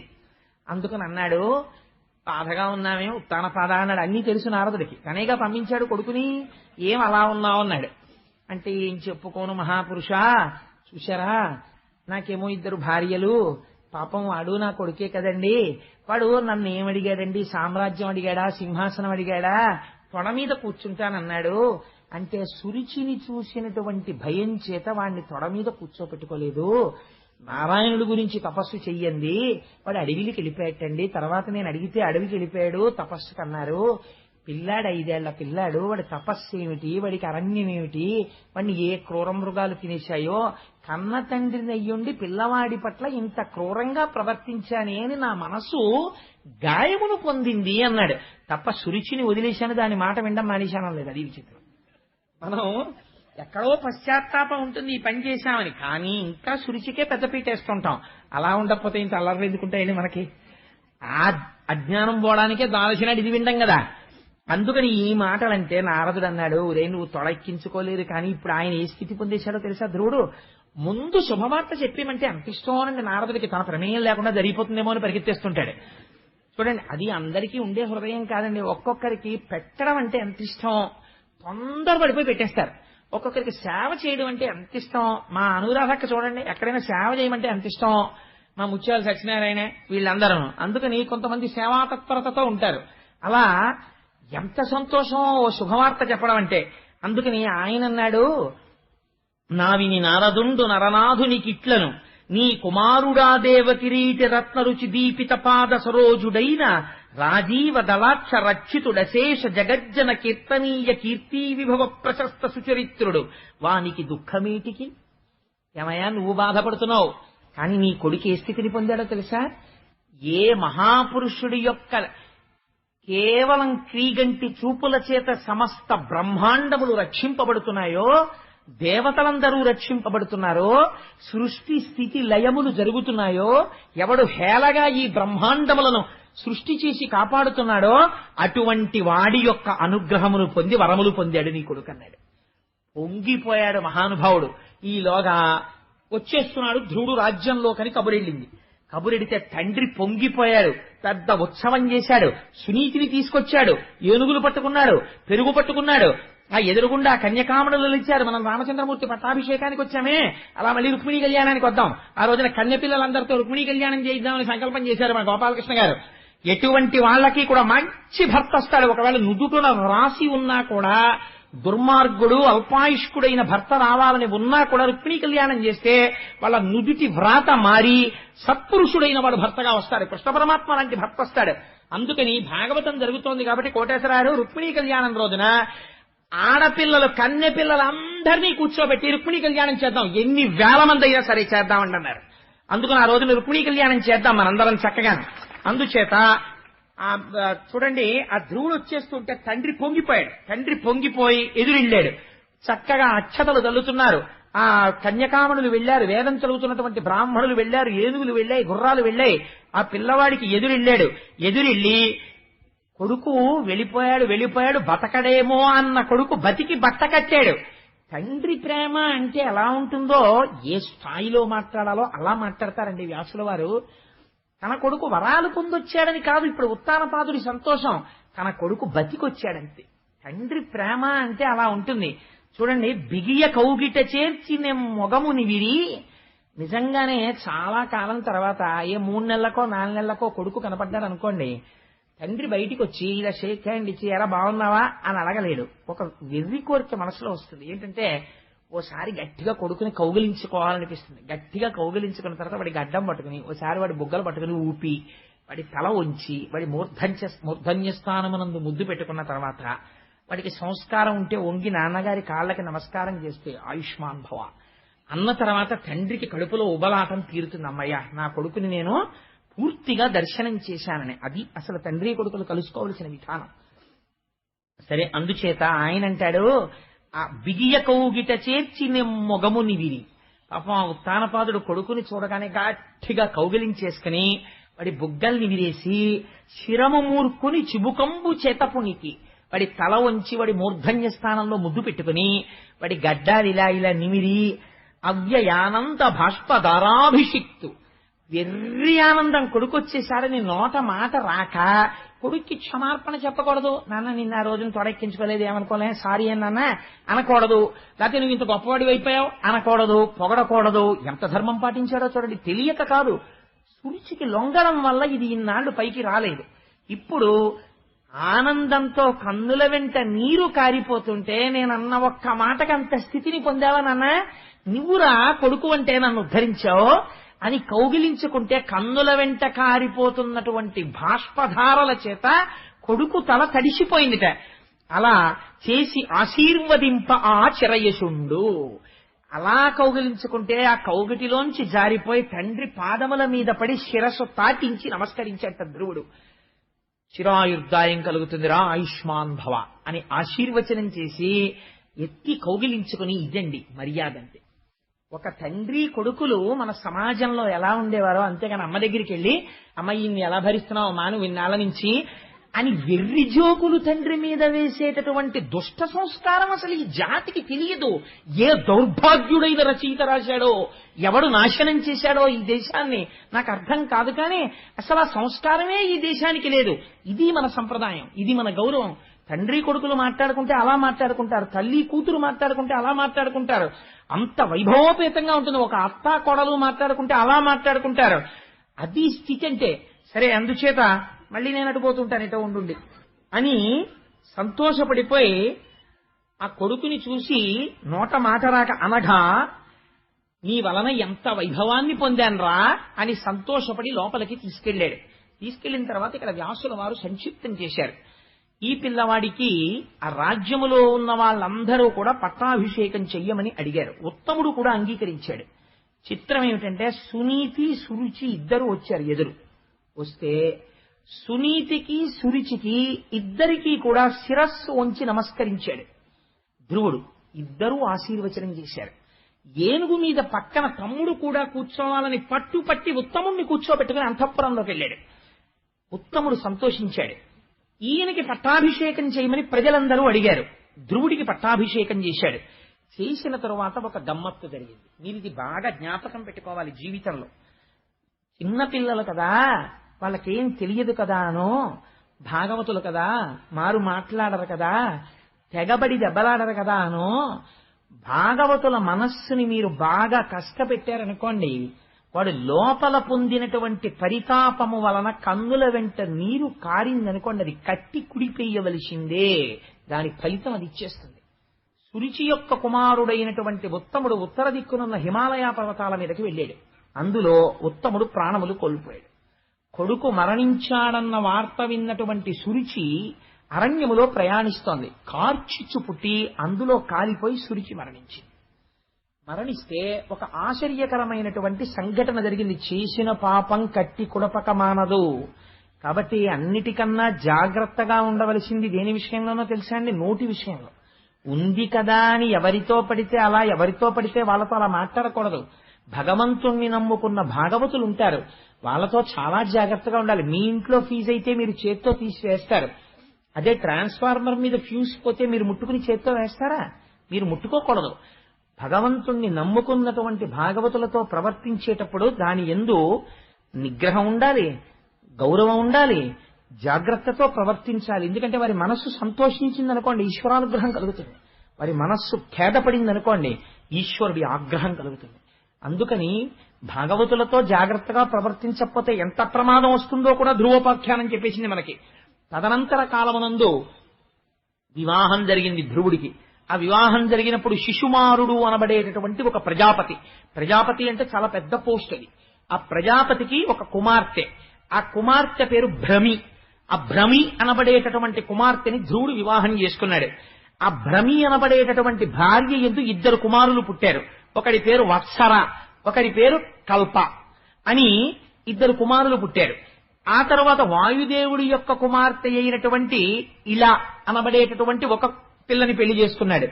ఆ పిల్ల యందు ఉత్కళ అనబడేటటువంటి కుమారుడు జన్మించాడు. వేరొక కుమార్తె కూడా జన్మించింది. ఇవన్నీ ఏమిటో తెలుసా అండి? ఆయన పొందపోయే పదవి యొక్క అర్హతలు.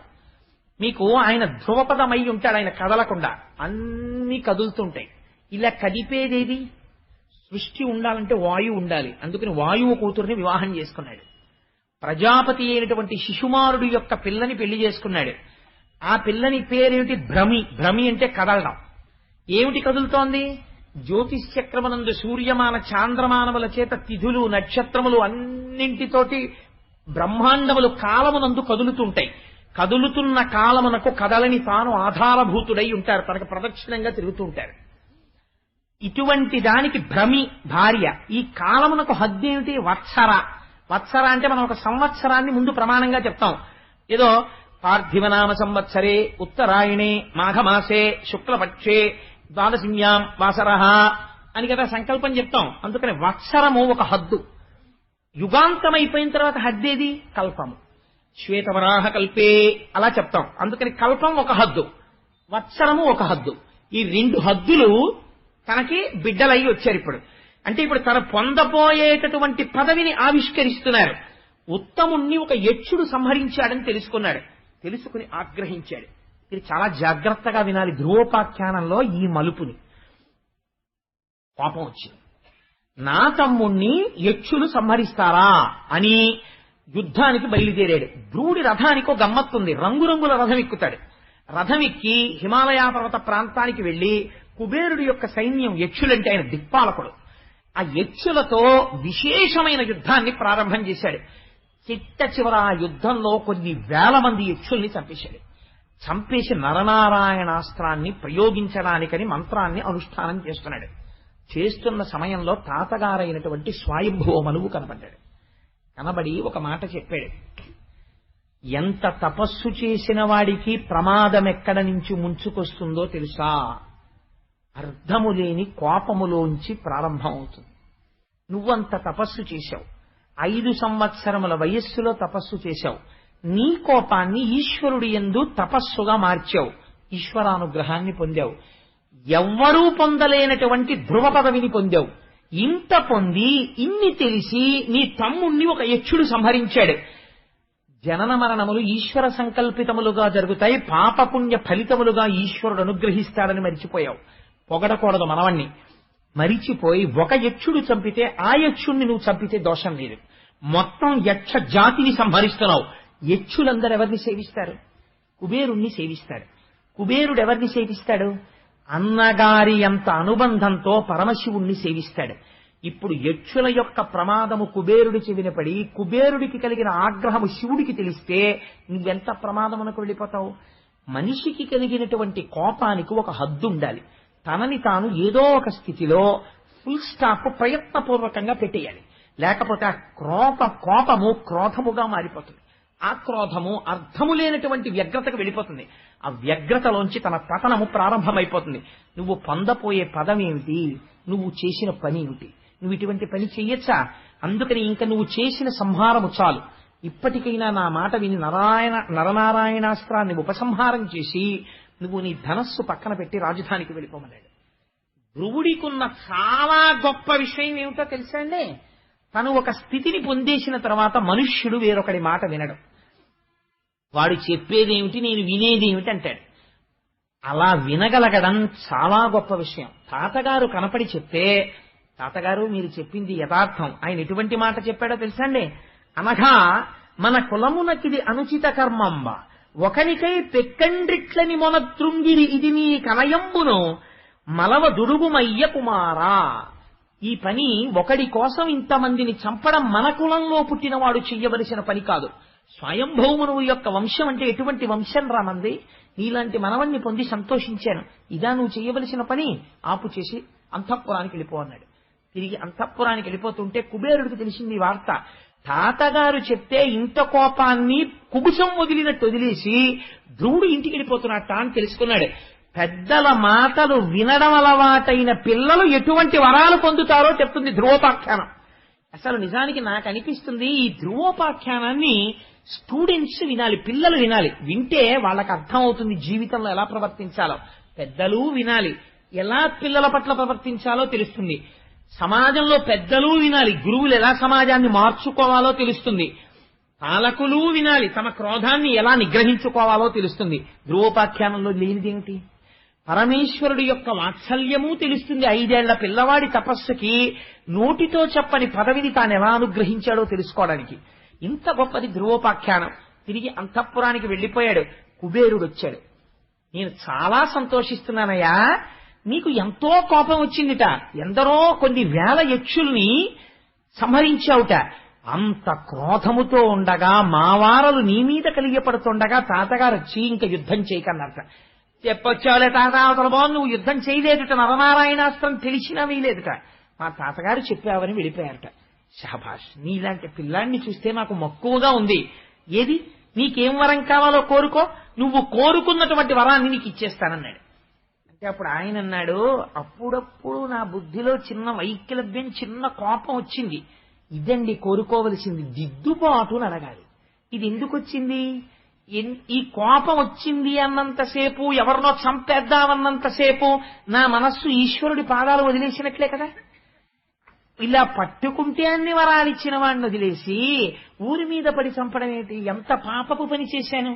అందుకని కుబేరా, నువ్వు నాకు వరం ఇస్తే ఏ వరం ఇస్తావో తెలుసా? నా బుద్ధి రాత్రనక పగలనక ఏ కాలమునందు కూడా భగవంతుని పాదార విందముల నుండి విస్మరణము లేని నామము చెబుతూ తరించిపోయేటటువంటి భక్తి నాకు నిర్హేతుకముగా నీ వరము చేత కటాక్షింపబడుగాక అని అడిగాడు. అడిగితే ఎటువంటి వరం కోరుకున్నావురా నాయనా, నీకు అనుగ్రహిస్తున్నానన్నాడు కుబేరుడు. దాంతో ధ్రువుడు అపారమైన భక్తి సంపన్నుడైపోయాడు.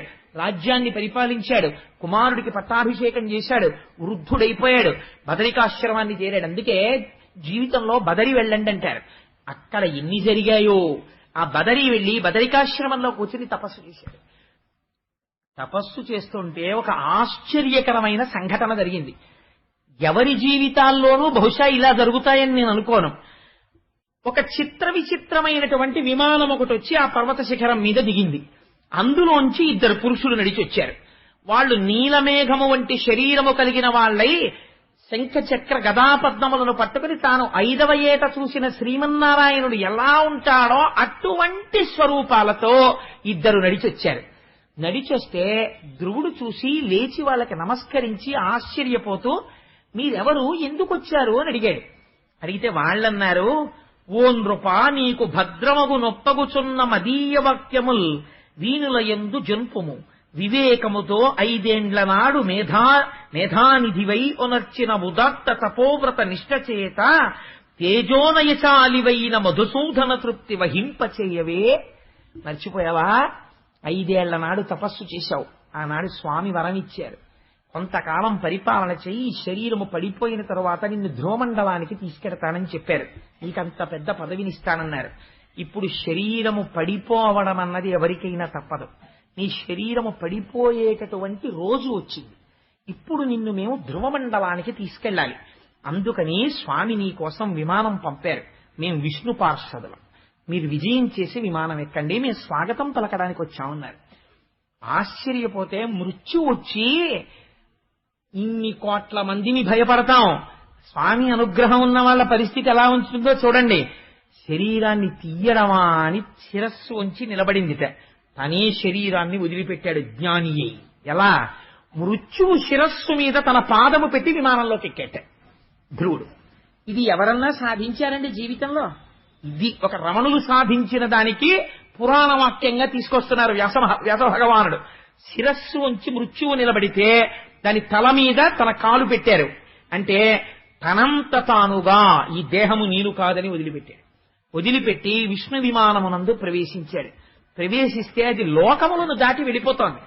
ఆశ్చర్యకరంగా లోకాలన్నింటి వంక చూస్తున్నాడు. ఆ పితృలోకం, యమలోకం, స్వర్గలోకం, సత్యలోకం, తపోలోకం, జనోలోకం అన్ని దాటి వెళ్ళిపోతోంది ఆ విమానం.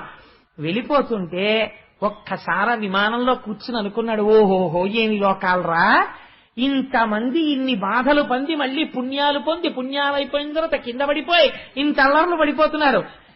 5 నెలలు నేను ఇంత తపస్సు చేస్తే మా స్వామి నాకు ఇటువంటి స్థితి ఇచ్చారు. పెద్ద పదవి అంటే ఏమో అనుకున్నాను. ఇప్పుడు తెలుస్తోంది సప్తర్షులు, కశ్యపుడు, ధర్మము, అగ్నిహోత్రము, జ్యోతిష్చక్రము తిరుగుతున్న మండలానికి నేను ధ్రువస్తంభమునై వెలుగొందబోతున్నాను. ఇంతమంది నా చుట్టూ తిరుగుతూ ప్రదక్షిణం జరుగుతుంటుంది. నేను నిరంతరము విష్ణులోక దర్శనం చేస్తుంటాను. ఏం అదృష్టం రా అనుకుని ఈ అదృష్టానికి ఎవరు కారణము అని ఆలోచించారు. మా అమ్మ ఆనాడు తిడితే తిట్టింది లేరా పిన్ని, కాస్త పెరుగన్నం తిను అని నేను మాట్లాడతానులే పిన్నితో, నేను మాట్లాడతానులే మీ నాన్నతో అని ఉంటే నేను ఇవాళ ఈ స్థితి పొందను. మా అమ్మ మీ తాత పొందినట్టు నువ్వెందుకు పొందలేవు, పో నారాయణుడి తపస్సు కంది. మా అమ్మ మాట నన్ను ఈ స్థితికి తీసుకెళ్ళింది. కానీ ఆ పిచ్చి తల్లి ఎక్కడుందో అనుకున్నాడు మనసులో.